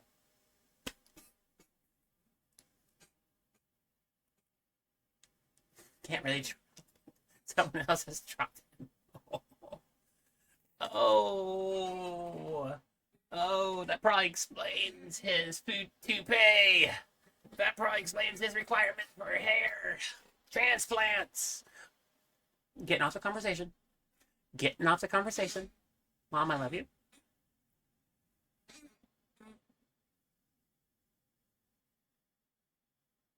She used her position of power to form a bracket to be beneficial to our deck. No, actually. Okay, so another thing that I did for Pokemon. When I was asked at the border if I bought stuff, I had to think about that for a second. Cause did I buy anything and bring it back over the border? No. Everything that's in my truck, I bought while still in the US. I don't think I brought anything specific over from Canada. However, I bought tournament entry for 2 of my league kids. I convinced 2 of my league kids to go into a tournament with the monocle, with the stipulation of if they win enough points, I am gambling at this point. If both of them together won enough points, I wanted a few of those points to buy to get Pokemon, to get some of those Pokemon plushies. If they win points.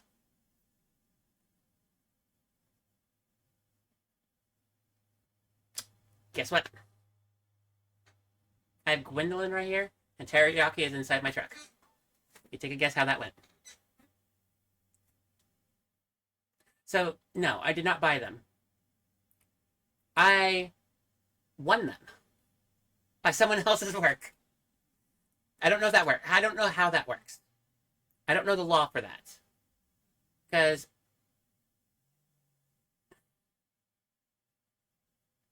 don't think Teriyaki will still be good in your car overnight.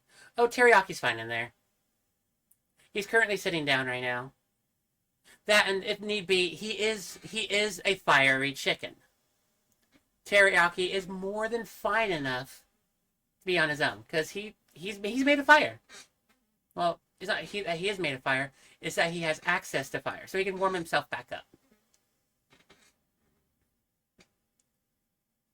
Thoughts of ZA Legends? Ooh, good. Actually, okay. So let me finish my thought with Gwendolyn and Teriyaki. So I bought 2 of my kids' tournament entries for the build and battle. So they basically got a pre-release deck and 4 booster packs, and they build a deck out of what they got. Both of my kids brought a tear to my eye. The middle-aged one went 2-1. Won 2 games, lost 1. Got enough points for one of them and a few booster packs extra. The youngest one went 3-0. Got enough points for 3 plushies. They both handed me, or they both literally just asked. They both knew what Pokemon I was after. So one of them got one of the Pokemon. The other one got the other Pokemon. And they got to literally keep, like, the stipulation was, any really, really cool cards they pull, I keep. If they have enough points, get one or both of the Pokemon I'm after. Whatever's left over, have fun.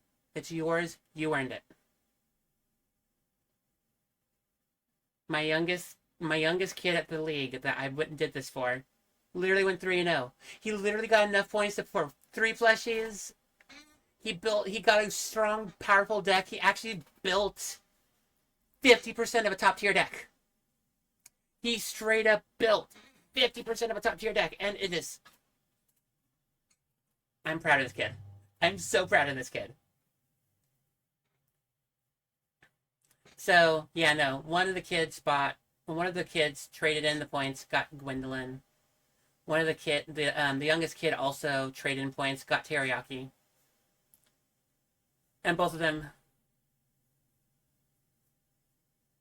No, so proud of this kid.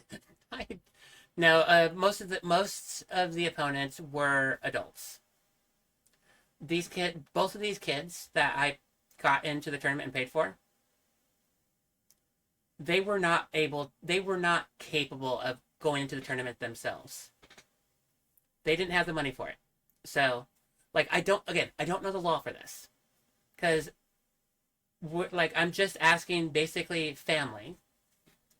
People that both of us absolutely were, like, all 3 of us, both of the kids, and the oldest kid, that was still in the main tournament, by the way, did extremely, like, the oldest kid, like, all 3 of these kids know me pretty well. Like, they know me well enough that every step of the main tournament, all 3 of them were coming to where I was, over at the, like, side events. And just going like, yo, we did it! And you're like, wait, you did what? You did what? Tell me what you did. And the kid's like, 1-0. And I'm just like, yo! And I'm just like, tell me what's up. Tell me what's going on. Tell me the words. Like, I did tell them, like, if I was swamped, give me the very quick abridged of it, and then let me get back to work. But, like, I love all 3 of these kids. I love them so much that I'm, like, proud of them for this. But yeah, no, I ended up I paid for the kids to get into the tournament. They both walked out with decently powerful decks, and they had more than enough points to not only get Gwendolyn and Teriyaki, but they got a whole bunch of extra stuff because they both went over and beyond what I was expecting them both to do. Because all their opponents were adults. It was all adults trying to go into the building battle. It was like 150 participants for that tournament, I think. I might be wrong. And I think out of all of them, only 3 of those participants were in their teens. Everyone. There was no juniors. All of them were adults. Minus these 3 kids. 2 of them I paid for. And I was expecting them, honestly, to get maybe 1 win. Maybe a 2nd win, unlikely. But no. Kid, the youngest went 3-0. Straight up undefeated. Straight up won perfect. Like, amazing. I'm so proud. And then the second youngest. Ruby Johnson. I did, actually. These kids absolutely will, like, know, like, if they want a challenge, come to me. I'll give them a challenge. Do you want unwinnable challenge, or do you want fair what you're gonna fight in tournaments kind of challenge. Like, I mean, I can't, like, I've gone really high places in like actual bigger tournaments. I'm willing to go into a bigger tournament if I need to. I don't want to. I don't like tournaments. At least I don't like being part of them. I like running them. I like judging them. They're fun. That's fun. That's incredibly fun. But yeah, no, I proud of my kids. Proud of my league kids. So proud of my league kids. And to be fair, I even gave a whole bunch of my like decently powerful rare cards to help to literally everyone at my league that wanted to go to regionals. Like the kid, like some of my like adults are just like, I don't have this yet. I can't find this. And I'm just like, break out the collection binder. I got you. Let's go. Return it to me after the event, or trade for it. Irregardless, you can use it for the event. And yeah, no. Proud of all three of those kids. We ended up only having 8 of our league players go to regionals. Had fun. I had fun. I had fun. I had fun. I was kind of low key doing the league leader thing of just fist bumping all of my players, including all my like all those kids, like all my kids. Just be like, you did good. Not only did you make our league proud, you showed people from other countries what we're all capable of.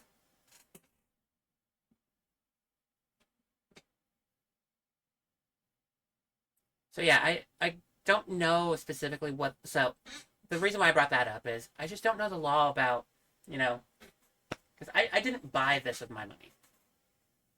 I didn't buy this with my money. All I did was just let my kids play in a tournament, and if they won, I got something out of it. If they didn't win, cool, whatever. Those kids would walk out with still a whole bunch of cards and start up a really powerful deck.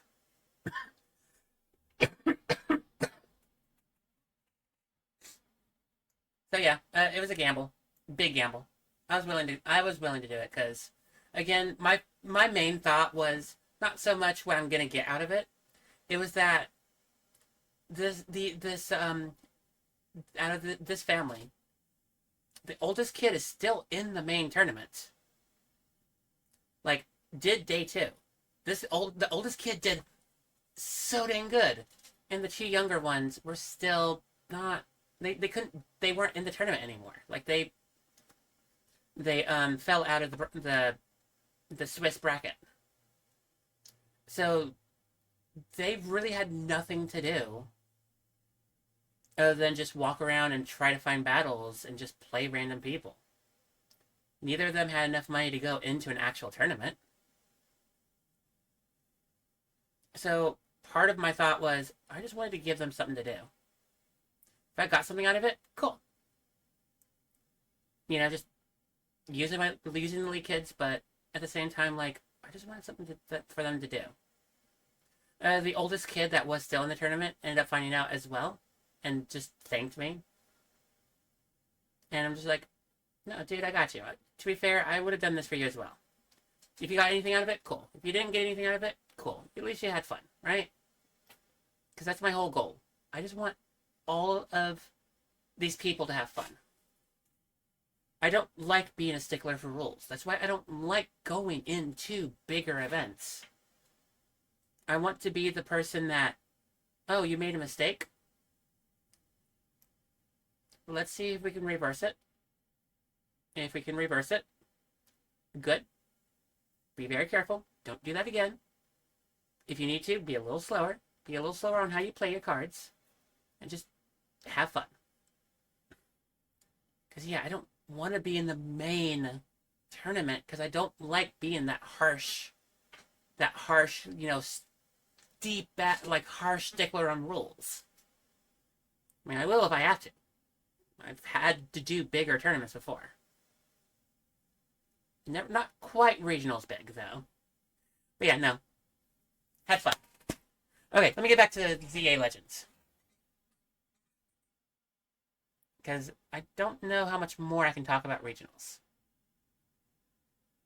I think I can talk about a few more things on regionals, actually. So, Pokemon ZA Legends. Why Tepig? Why Tepig? Or better yet, why 2 Johto starters? Like, I understand that we just had a Cyndaquil be the starter for the last Legends game. So I can understand not having Cyndaquil. But why Totodile and Chikorita? There's so many more better choices. Chikorita, I would say yes to Chikorita, because Chikorita needs something to live with. Needs something new, something good when it goes into Kalosian Meganium, I'm guessing, or Lumencion in. Know why there's 2 Johto starters? Tell me. I'm actually curious. I know Loxton made a video about that. I had not sat down to watch that video. To be fair, I don't think I've actively sat down to watch YouTube in the last week.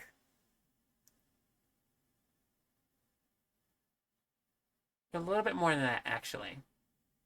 As I'm looking straight at the actual date right now, I'm like, yeah, no. Pokemon Day was less than 2 weeks ago. So I really had a chance to sit down and watch any actual YouTube in a while. Pokemon.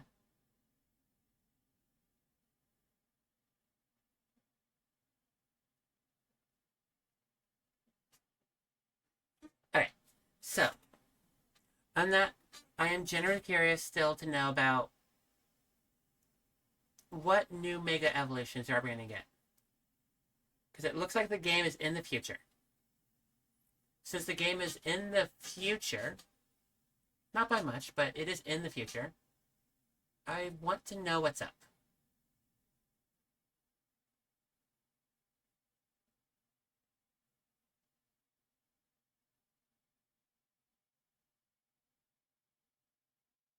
Alright, anyway.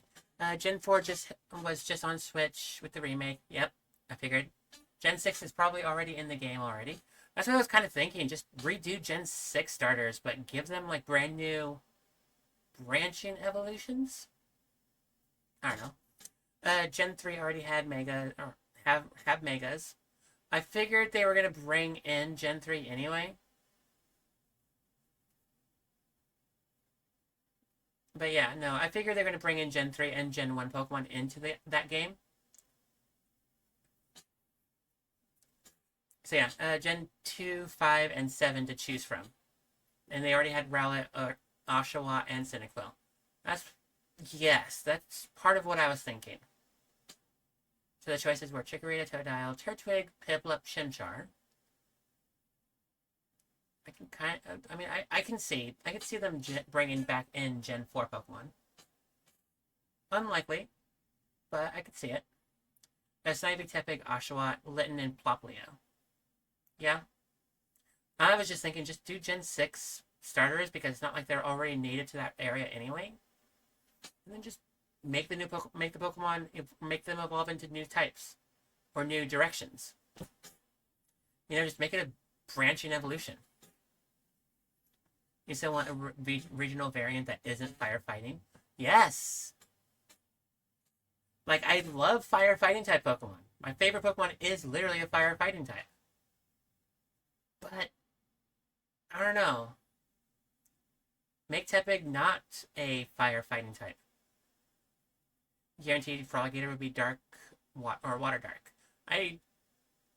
So, funny thing. As a Pokemon professor, I should never actually state this, but Pokemon Illuminescent Platinum has already made Froggator a dark water type. It is good. It is legitimately a good Pokemon. You added Gen 4 because you weren't thinking, oh, that's fine. I knew what you were trying to say because Brilliant Diamond, Shining Pearl are on Switch still. And it was pretty recent still.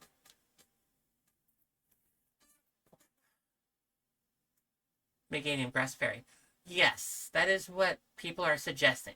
Meganium will become a Grass Fairy. Which makes sense if you've got a... If you've ever played New Pokemon Snap, Meganium happens to be the first actual big Pokemon in there. And it definitely gives off fairy vibes. Problem is, it's still... Meganium is still... I don't know, it's still gonna be interesting. Yeah, chicken. Okay, you know, you're probably right on the monotype part. Fireground.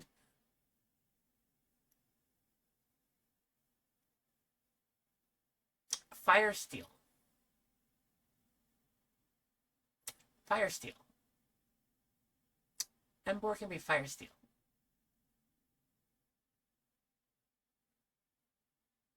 I mean, it's still 4 times weak to ground, but with it being a Steel type, it already has decent resistances anyway.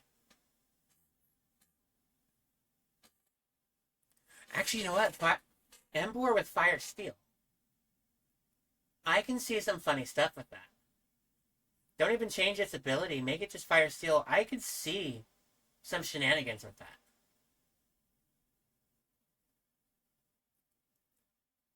Like, straight up just give it a... Make it a fast pig. Fast pig, fire electric. Make Emboar actually... Make Emboar fast again. I'm trying to figure out the acronym for that. MIGFA. MIGFA? MIFA. MIFA.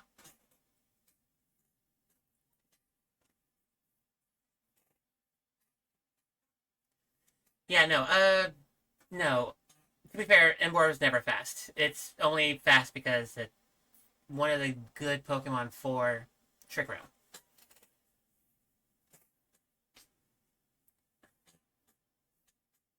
For Trick Room on it? Fire Steel, its ability automatically sets up Trick Room on Pop Out. That would go top. That would be Uber immediately. Oh my god. Any Pokemon that sets up Trick Room on Pop Out would be broken.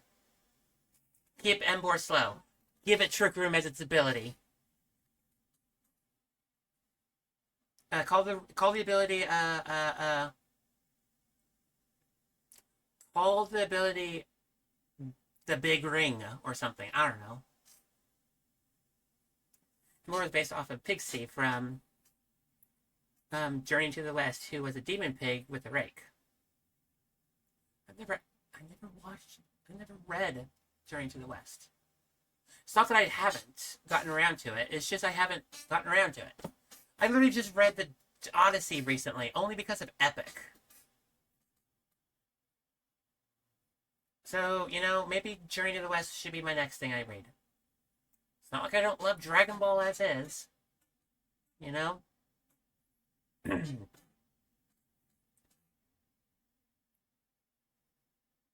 That's why you'd think it's Fire Steel. But not only for the rake weapon, but making the front belly like a furnace. I like that still. That makes sense too. I like... Lee, you're cooking. You're cooking some bacon. You're cooking some bacon over there.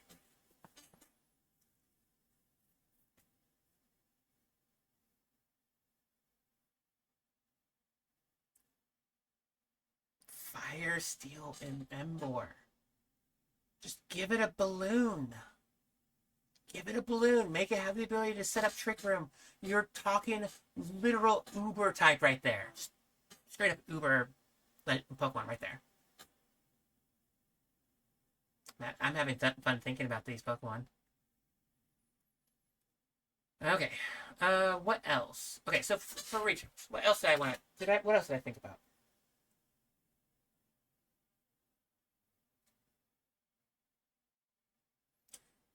Okay, I will say, being sick, not sick, but having a massively bad cough through the whole event really did suck.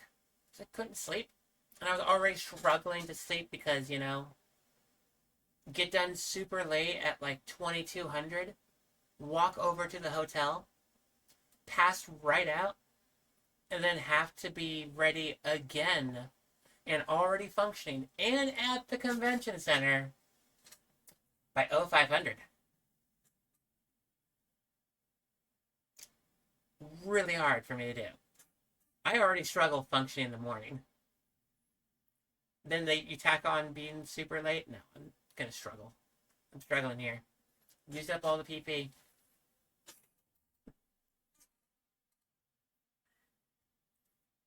Uh, but yeah, no, I'm happy I did this event. I'm happy I did Pokemon Regionals. Am I gonna do regionals again? I don't know. There is a regionals in Portland. It is the 20 something.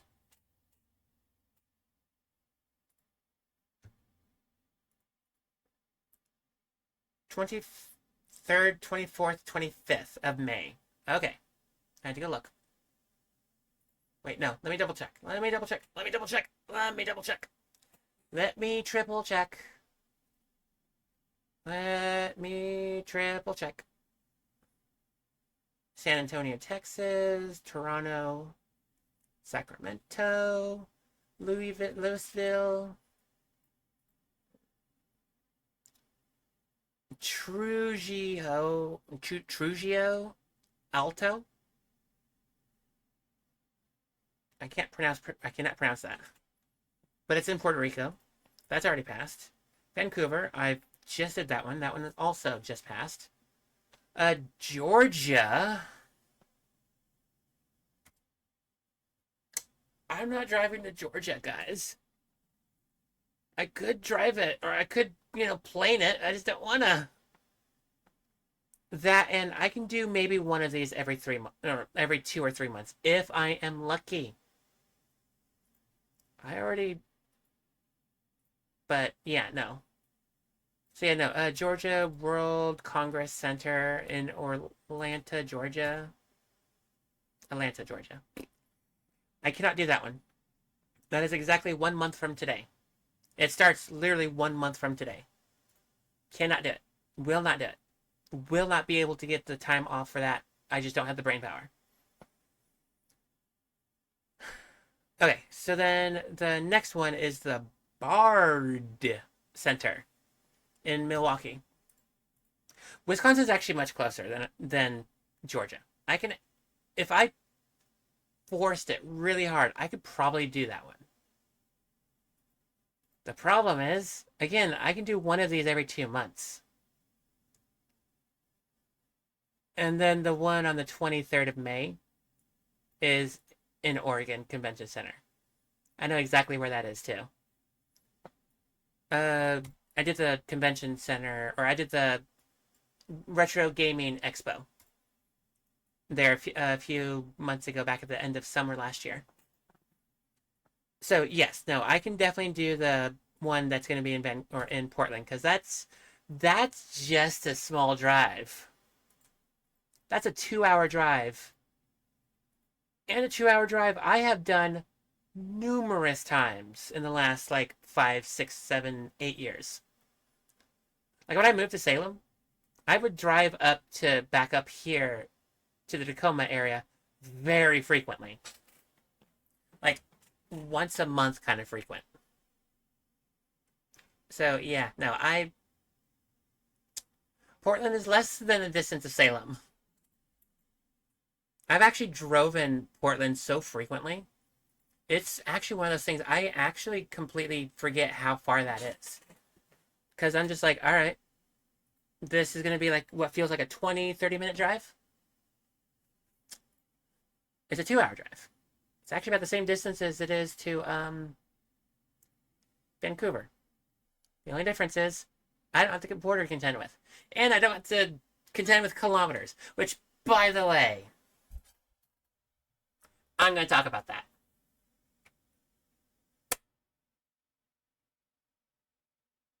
Why do we not use the metric system over here?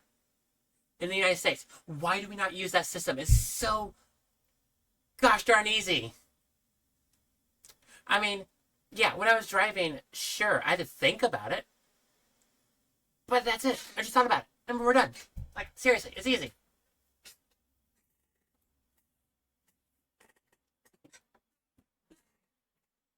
Like, I loved driving over there, and I'm just like, oh no. The bridge over there, it says 4.66 kilometer, or a mile, or not miles, meters tall. And I'm just like, that is about 14 feet. Because a meter is 3 feet. 4 meters is 12 feet. 0.66 is 2/3 of something. So 2/3 of a meter is 2 feet. 2 feet plus 12 feet is 14 feet. That bridge was 14 feet. The funny thing is, I actually did that so much more faster in my head. When I was driving, I quite literally picked that up easily. Like, kilometers. A kilometer is 1,000 meters. Or, if you want to go the extra route, it is 3,000 feet. It's based on thousands, not just, a mile. A mile is like what? Don't quote me. Actually, no, quote me if you want.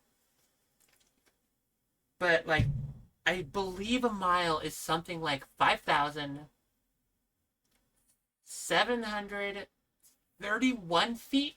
Something like that? I'm gonna go look it up. How many feet in a mile? Feet in a mile. I might be wrong here. I am so gosh darn close. A mile is 5,280 feet. I'm just...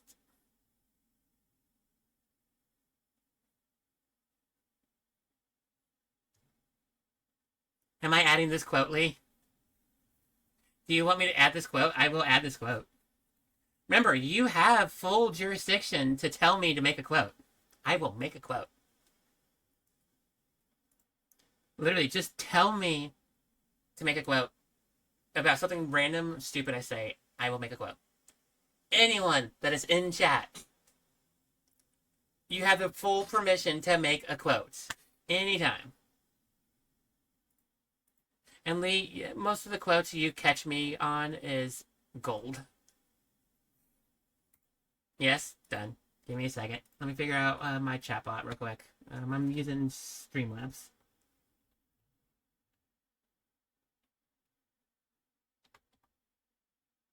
Exclamation mark quote, by the way. If anyone cares about it, it is exclamation mark quote. You can see some of the randomest quotes I've said. Side.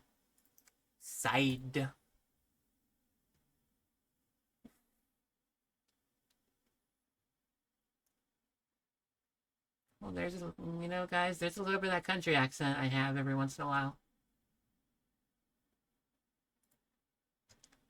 Alright, chat box. No. Not chat box.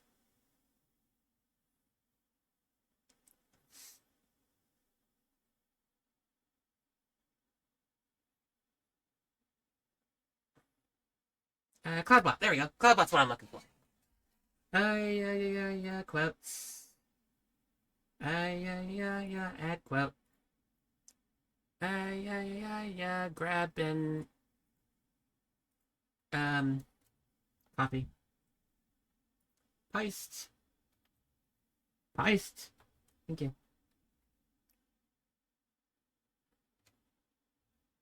Alright,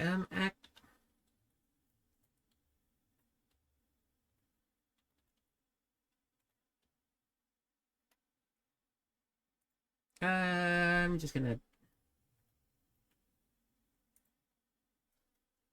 add just chatting.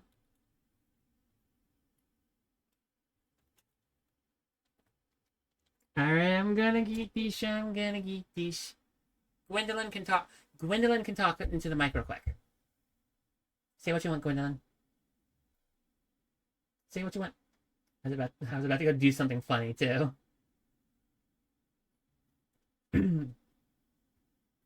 Just chatting. Quote. Confirm. Exclamation mark quote 26.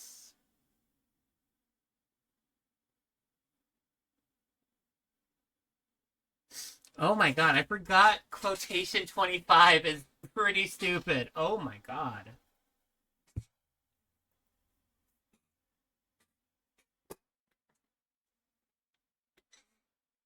I'm about to hit one of those. Okay, how do I spell? What? 25. Oops, forgot. I'm on the wrong device for this. Wrong chat. Abandoned chat. Abandoning chat. Well, 25.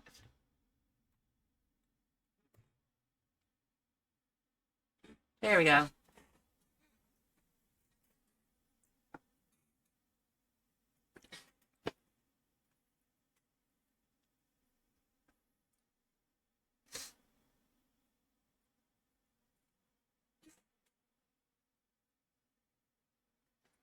Guys, just remember, I am Ace, and I'm typically a very, very clean person. But every once in a while, sometimes things I say can absolutely seem completely out of context. And well, that's one of them. Just straight up, that's a bad quote. Very good, very bad quote. I did not mean to say.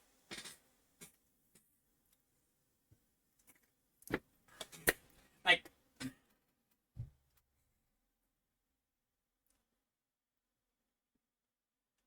making sure it works.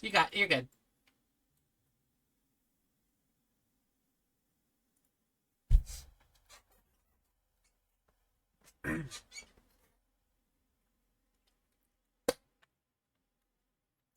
I keep forgetting I have quotes.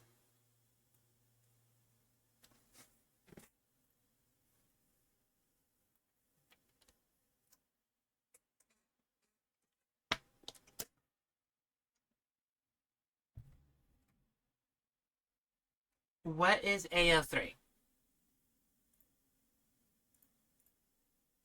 My first thought was America Online. Is there Rule 34 Rule 34 for American Online?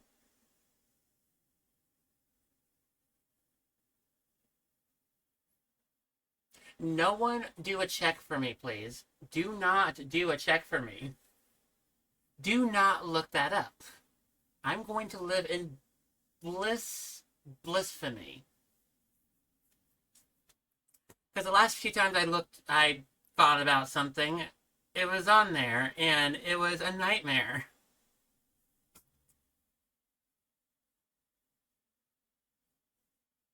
I was generally curious to know if there was Rule 34 of Legends of the Hidden Temple.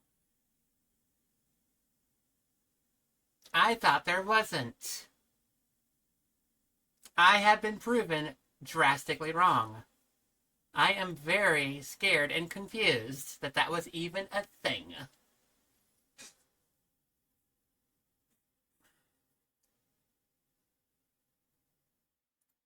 Okay, good. Okay, good. Okay, good. Good. Please don't. I'm telling you not to look up American Online Rule 34. Do not do it. I'm not going to do that on stream either. Not doing that on stream. Oh, a giant talking head? Of course. Yeah, I know.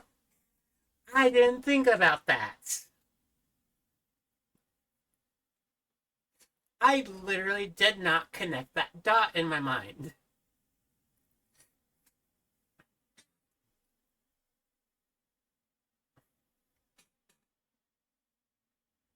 Guys, remember, I'm mildly innocent.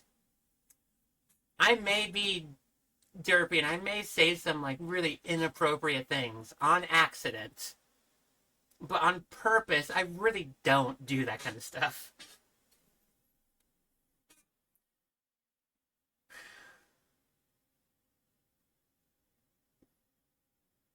As I'm immediately going through my chats, I'm just like, wow. I need more bad quotes. I need more quotes. Lee, Sigma, Mom, anyone in chat. Anyone, everyone in chat. If I ever say anything completely uncontextual, make a quote for it.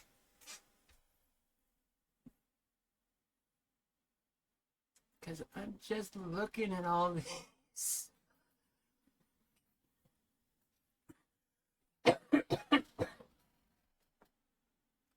Some of these are just not my ability to English correctly. Like number 18 was not correct English that I tried to not say incorrectly, thoughtfully. I did not think the sentence out correctly.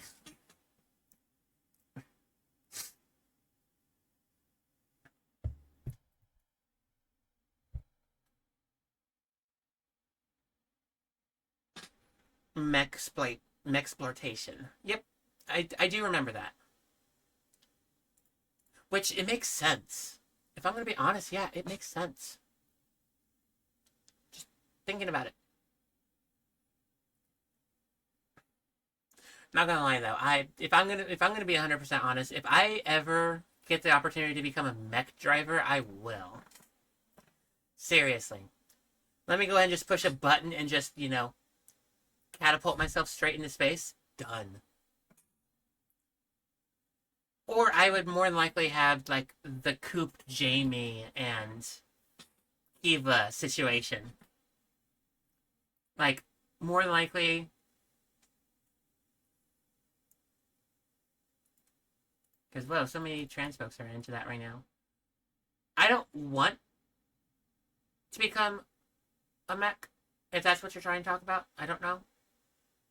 But, like, I don't know, I would rock the Magus XLR lifestyle. Hands down. The point of the genre is you don't want to be a mecha pilot. Give me a Magus XLR situation. I will love to have a garage and a big giant like hangar bay underneath my house garage, and I would love to have a giant mech of my own that I throw like my own vehicle, replace the head, put my own vehicle on as the head. Like, has anyone ever seen the dashboard for Magus? I want that in my truck. Give me that for my truck. My God. I want that. Even the buttons that say stupid things such as, no, don't push this button. And then another button that says, seriously, do not. And then another button that says, push button to end episode. Like, I want that stuff too. I'd probably just turn it to like power for lights or something, but yeah, no, I want stuff like that. Now, however, I don't want to become like a Gurren Lagann, Neo Genesis Evangelion driver. I don't know. To be fair, guys, I've never watched those animes. All I know is A Cruel Angel's Thesis is a banger of a theme song. And that's all I know about that that one series.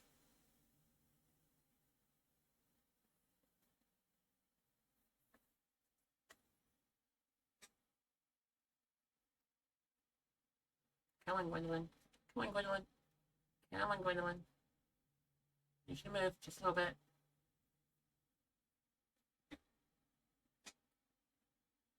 You lose your humanity and your body will be a tool for your army superiors to use. I mean, yeah, that's kind of the military now, if I'm honest. Remember, I worked for them. I had to see some of that stuff. And to be fair, it's not really a secret. It's not a secret at all. Into a savage animal, wanting only to destroy the enemies to punish you for taking risks. Yeah, no, I can understand the horror genre for trans people for this. It makes sense. But my knowledge of mech related stuff is basically just Megas XLR. And there's no military, controlling Megas or Coop at all. It is literally just a dude from New Jersey wanting to live life by watching wrestling and, make explosions happen. And my favorite episode being, hey, it's hot outside. Let's go find a slushie.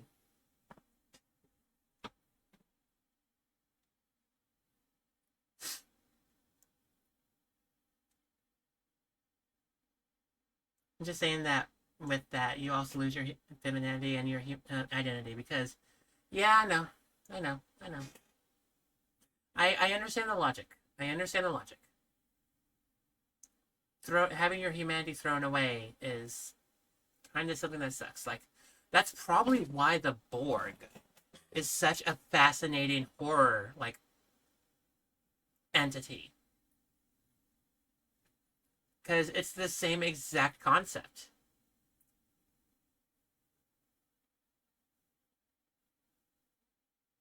Mech-exploitation is more Armored Core. Never played it. Evangelion. Never watched it. Gundam. Never watched it.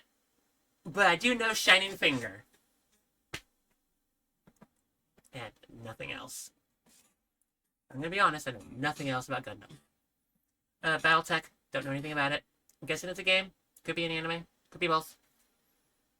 Somehow I think it's both. Then Warhammer 40k. Yeah, I've never watched it. Also, why are so many folks trans? I don't know. Okay, that's a lie. I do know. I have ideas. But I'm not in for the Borg. My favorite entity in Star Trek is the Terran Empire. I love the concept of visiting or coming across your alternate reality self, and you see the the darkness in your own heart magnified 100 times. That's why I find the mirror universe the most fascinating. It's just so cool to see an alternate reality of yourself. That's why I like it. I don't know, just the general concept of alternate realities. I find those cool. I find those fun.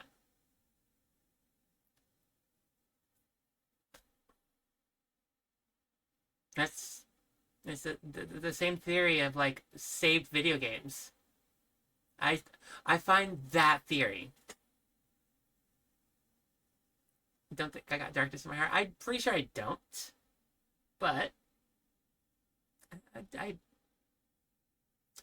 in an alternate reality would actually, if I was in a completely alternate reality, I could see that reality's darkness. That'd be so cool. I find the mirror universe so cool. I am very much enthralled with the mirror universe. But yeah, no, Star Trek villains. The Borg. The Terran Empire. I wish we had more interaction with the Terran Empire. Seriously. Like Star Trek Online right now is going through the alternate reality Borg, which is a flippin' treat because I still love the Borg no matter what. And watching, the Borg Kingdom and the Borg King.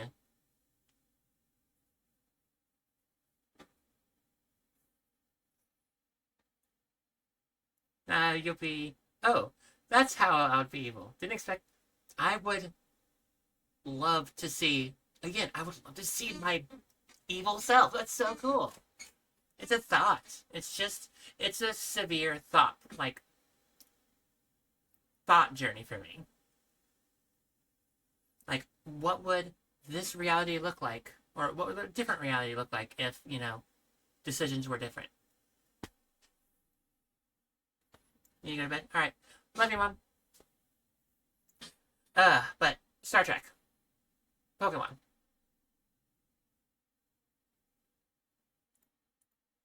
God, I'm already way past my time. I was gonna be here talking about Pokemon. What about Pokemon Regionals else do I want to talk about?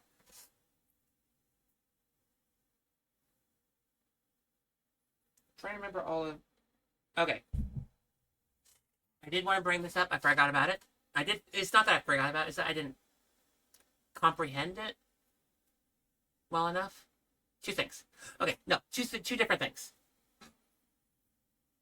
I went into regionals thinking I was going to be, the one trans person to help, run be part of the event. Like, transgender, representation.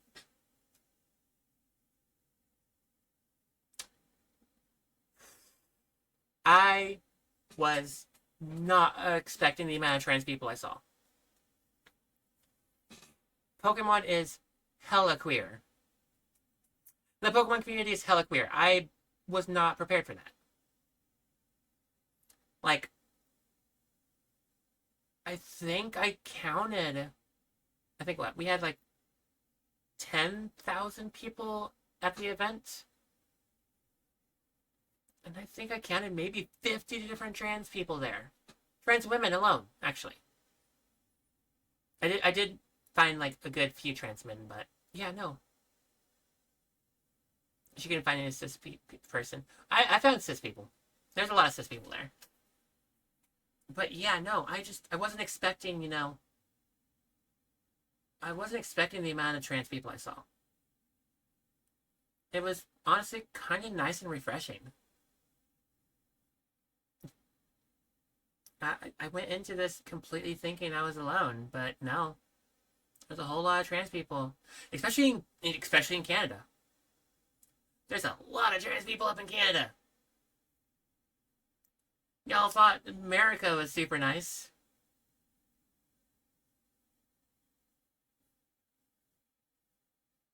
Never thought. I mean, to be fair, I've never been to a furry con either. It's on my list. It's on my list. I want to go to a furry con.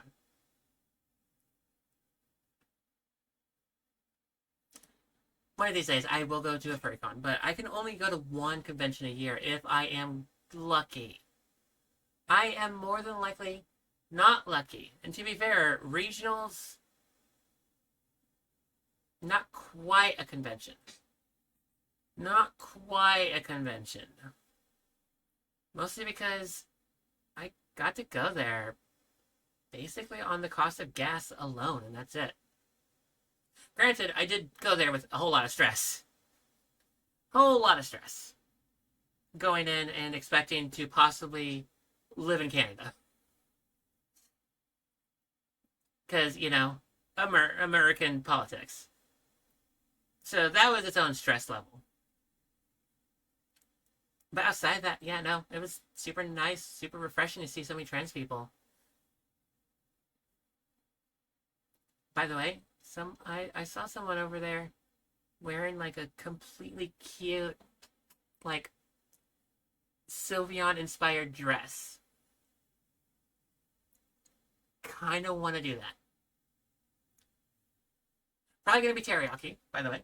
I would probably find some way to do a a straight up Blaziken like Gatian, Gatian,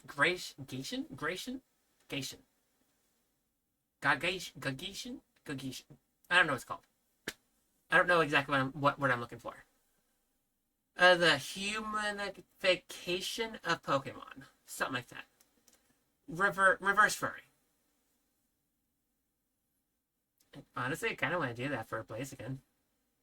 I don't know, just wear a nice big orange, yellow-ish, like bell-bottom jeans with some like little fun flames.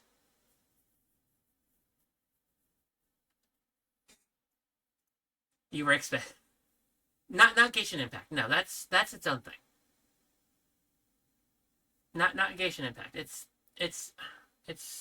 G-I-J, or not J. Yeah, J. Genshin. You were expecting you saw someone really cute, and so got plans to date, and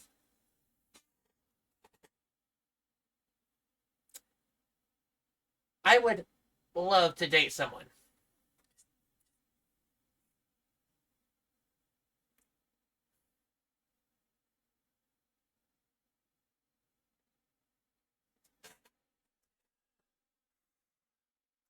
Did not happen. I went to Montana, or I went to not to Montana. I did not go to Montana. Trust me, if I went to Montana, I would probably be still stuck in Canada. Because I know trying to be trans and go through the border of a red state, and supposedly much worse likelihood of me coming back to the States.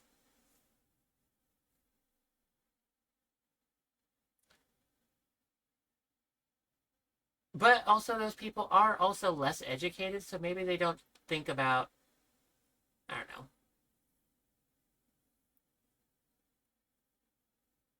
I'm just like,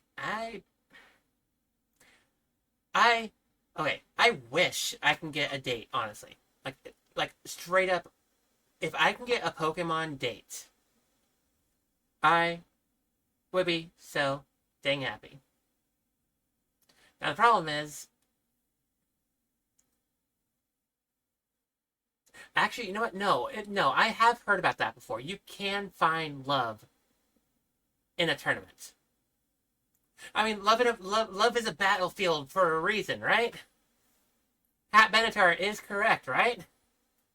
You can find love in a battlefield, right? Is that how that works? Somebody can, no, honestly, yeah, no. Go to a tournament, find love. I would love to do that.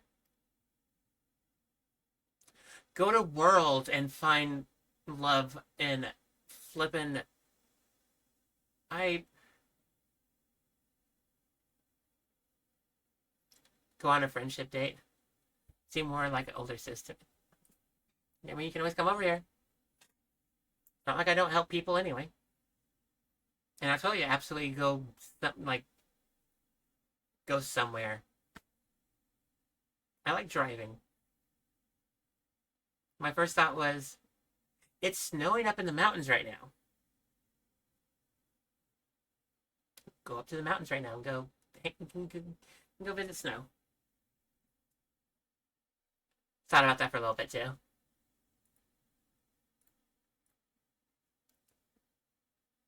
Okay. I really do need to get off stream soon though. You're working on it? Yeah, you're always welcome over here. To be fair, my mom's 3.0 wants me to move to Canada. She says she's willing to help me move to Canada. To be fair, thought about it. Only got like 2K saved. Want a bit more? You have enough for a single month of rent in a bad place. I'm gonna be honest. You have about a single month of rent in a bad place. Okay, that's a lie. You can get like you can get a one bedroom place in a terrible part of town for $1,200. But you can't pay for, first security deposit. You can't really get any of that done. But you do have enough money, you can actually drive over here.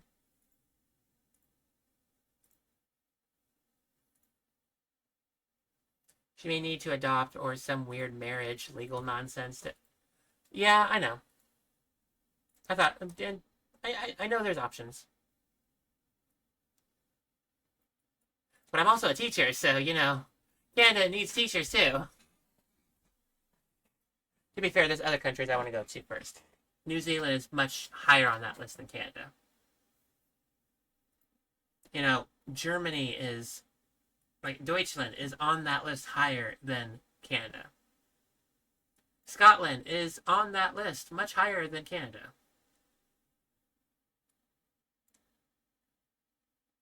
Japan is on the bottom of the list. Still on the list, but on the bottom of the list. It's the xenophobia. Yeah, but American teacher.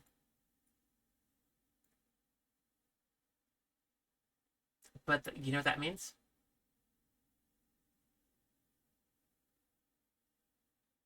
It means I'm an American teacher. It means that I have an American accent.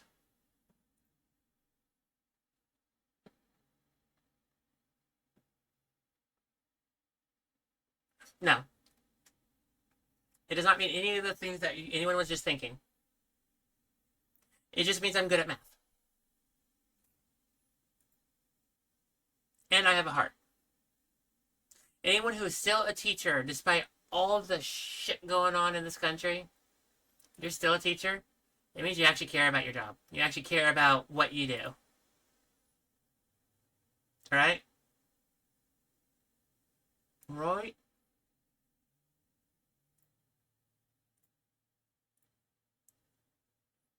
Just a thought. Just a big thought. Just a super big thought, right? And remember, to become a teacher over here in this country, you still have to have 4 years of college.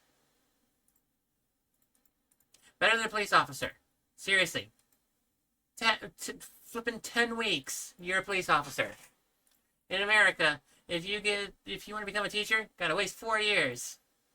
You want to become a better teacher, gotta waste way more years. And the funny thing is, as a teacher, you have to pay for your own classes. You have to pay for your own teaching. And you are required every year to get more teaching and more trainings. You have to become not only proficient in your field, you have to get proficient in the field every year. It is insane. Welcome to the United States,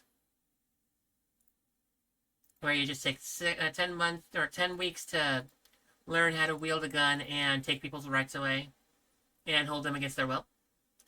And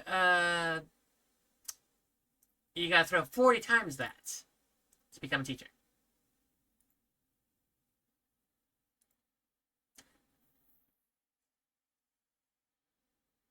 Is that math doesn't check out? Does that math check out? I don't know if that checks out. I don't even think I was paying attention to the math I threw out. Yeah, no. I don't know. But yeah, Pokemon Regionals. It was fun.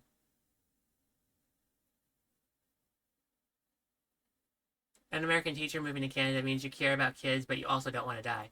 Yes! That is exactly it, actually.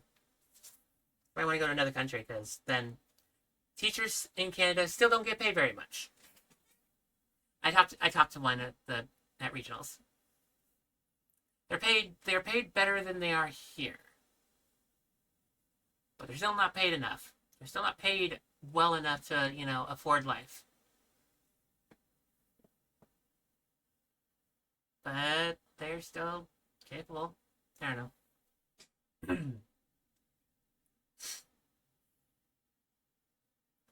there anything else about regionals I wanted to talk about? How queer it is. I mean, okay, you know what? In hindsight, yes, Pokemon is incredibly queer. It has been incredibly queer for a while.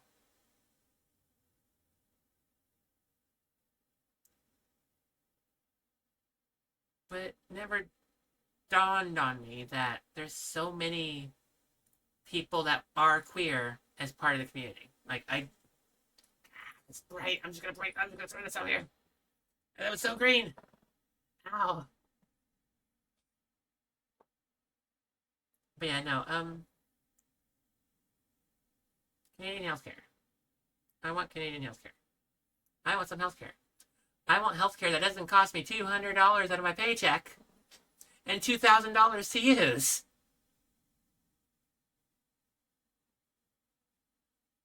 Like, think about that for a second. Why do I live in a country where everyone's like, oh, you gotta get health insurance? Oh, it's the only way you can survive. It's cheaper than not having health insurance. But the problem is, fucking, you're throwing out $200 for your health insurance just to have it, and $2,000 to use it. You're actively destroying your paycheck just to have it, and you're destroying your paycheck even more to use it. But in Canada, everyone pays 10 cents in taxes, so everyone gets health insurance. Like, seriously. Like, is cheaper than still not having it? Yes, I know. And you know what's really funny? I looked into it. While I was having, respiratory issues in Canada, I could have gone to one of the clinics over there. I would have spent $30. 30 Canadian dollars. Translates to roughly $24 American. And after my 17-cent conversion fee, which, yes, I checked it, 17 cents conversion, so I could buy whatever I want over there. It was still cheaper. Even without health insurance in Canada for me. I could have gotten cheaper healthcare over there. Without health insurance. I can't use my health insurance over there because it's American, but whatever. Did you tell me about No, I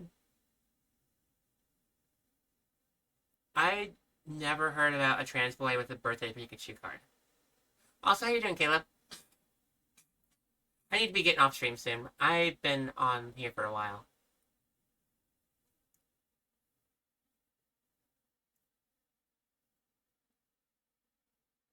I'm very genuinely curious.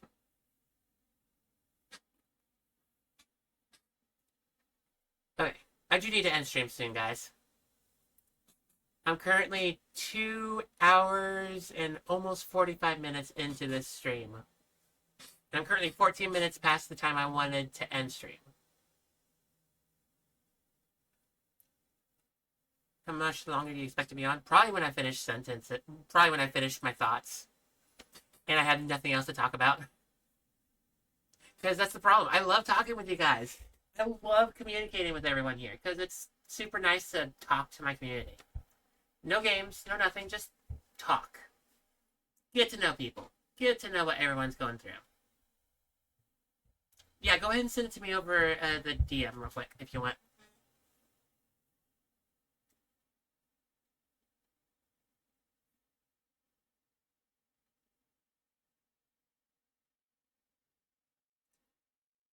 Ah. I...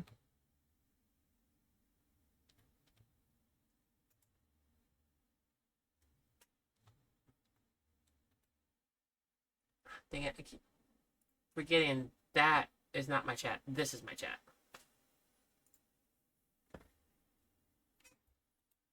Alright, I'm just gonna throw this up here. And leave it. How long have I been streaming?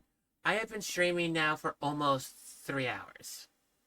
And I'm just talking about regionals, and then we ended up talking about flipping Grumpus and how Canada's system is so much more smarter and, you know, friendly to people.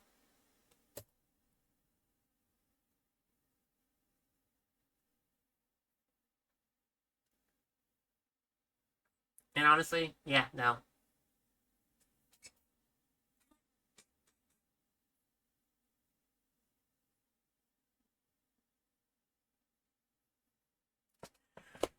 I forgot that was even a quote.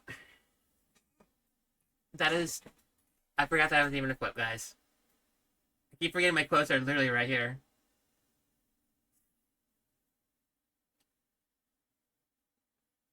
You like my shadow hair? I love my black and red hair.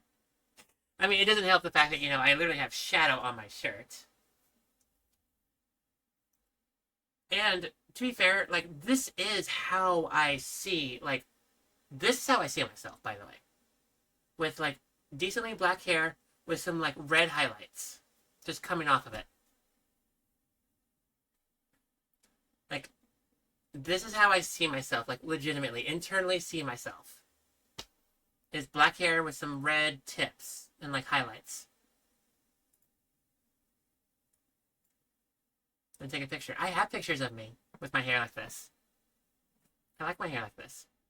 I'm probably going to go ahead and do it again pretty soon because a lot of my hair up here has turned back to its original brown. Then take a picture.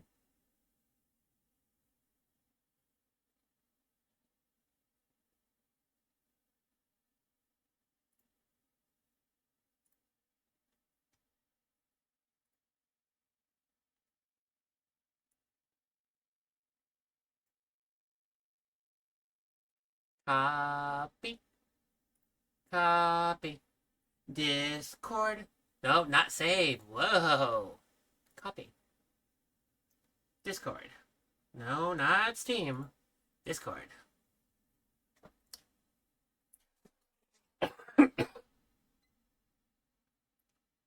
Not Kiln. Sention. There we are. I'm gonna hit the paste button. I'm gonna throw it in my chat. My chat is currently on this thing. I threw my chat on stream. Correction. No, I threw my stream in chat.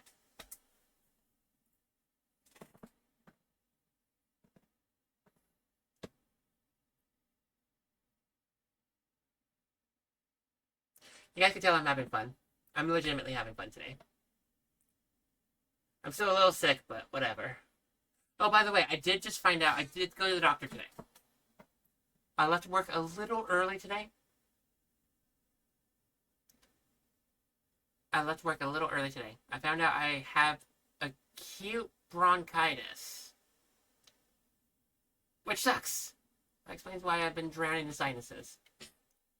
I did just EpiPop or neti pop myself. EpiPop? Is EpiPop a word? I don't know. I did neti pop myself last night when I came in. Like, I was so deliriously exhausted.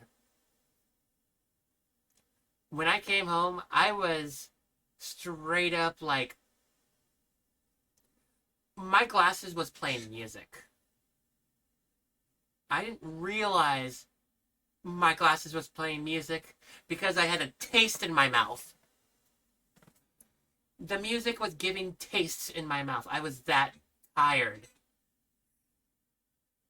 Like yesterday, like straight up, the music was tasty.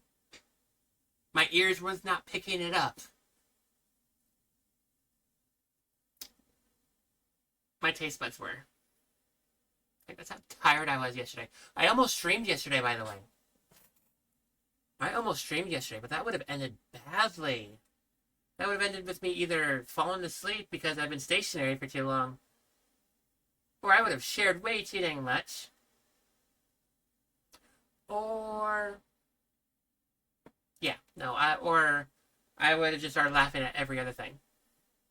Someone can say something like a fart schmockers, and I would have just started laughing or something. I don't know. I was that tired yesterday. I mean, I was laughing on everything at Distractable, which, to be fair, I like Distractable. It is funny. but most of their stuff causes me to smile normally. It gives me that really nice, good, smiling grin. But yesterday, I tried to throw them up on my radio to help, me stay awake while driving. I was straight up laughing at all of it. Ruby, go to sleep? I will. In fact, I'm probably going to go to sleep in just a few minutes now. But yeah, Caleb, Lee, Mom, Sigma, Moonrose. Did anybody else show up today? Slacky showed up. Love y'all did.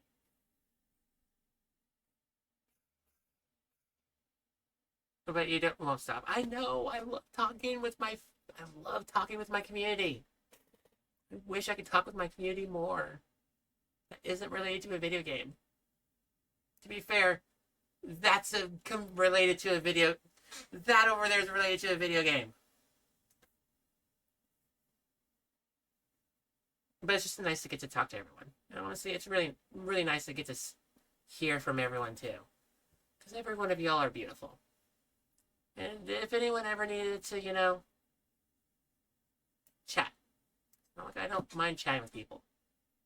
And to be fair, I have stopped chat before. I have stopped streaming to help talk with people. Talk to people. Talk with people on chat. I love doing that. I miss doing that. Maybe we might just need to find some way to set that up. Make it like a weekend thing where I just get to talk to everyone. Just talk about whatever we want. Not just, an event that happened and what I learned and all the fun things I did. But also, just get to talk to you guys. It's really nice. Every single one of y'all are beautiful. Everyone that showed up in here and watched a little bit later, I love all y'all too. And all y'all that just hung out in the background and watched me blabber, I love all y'all too. And, everyone that's going to show up and watch this on the YouTubes and the stuff, I love all y'all too. I'm pretty sure Gwendolyn here would love all y'all too. Okay, you know what? Give me a second. I'm about to, you know what? No, I need to go to bed. I need to go to bed. I need to go to bed. I need to go to bed. I need to be an adult. I need to go to bed. I need to sleep. Sleeping is nice. I'm going to do that right now. Everyone, I love all y'all. And I'll see everyone on the next thing we're doing. Probably playing more Zelda. I think. But yeah, we'll figure that out. Everyone, I love all you. And I'll see everyone a little bit later on the I love all y'all. See everyone next time. All the loves. All the loves. Moi moi. Moi moi. Moi.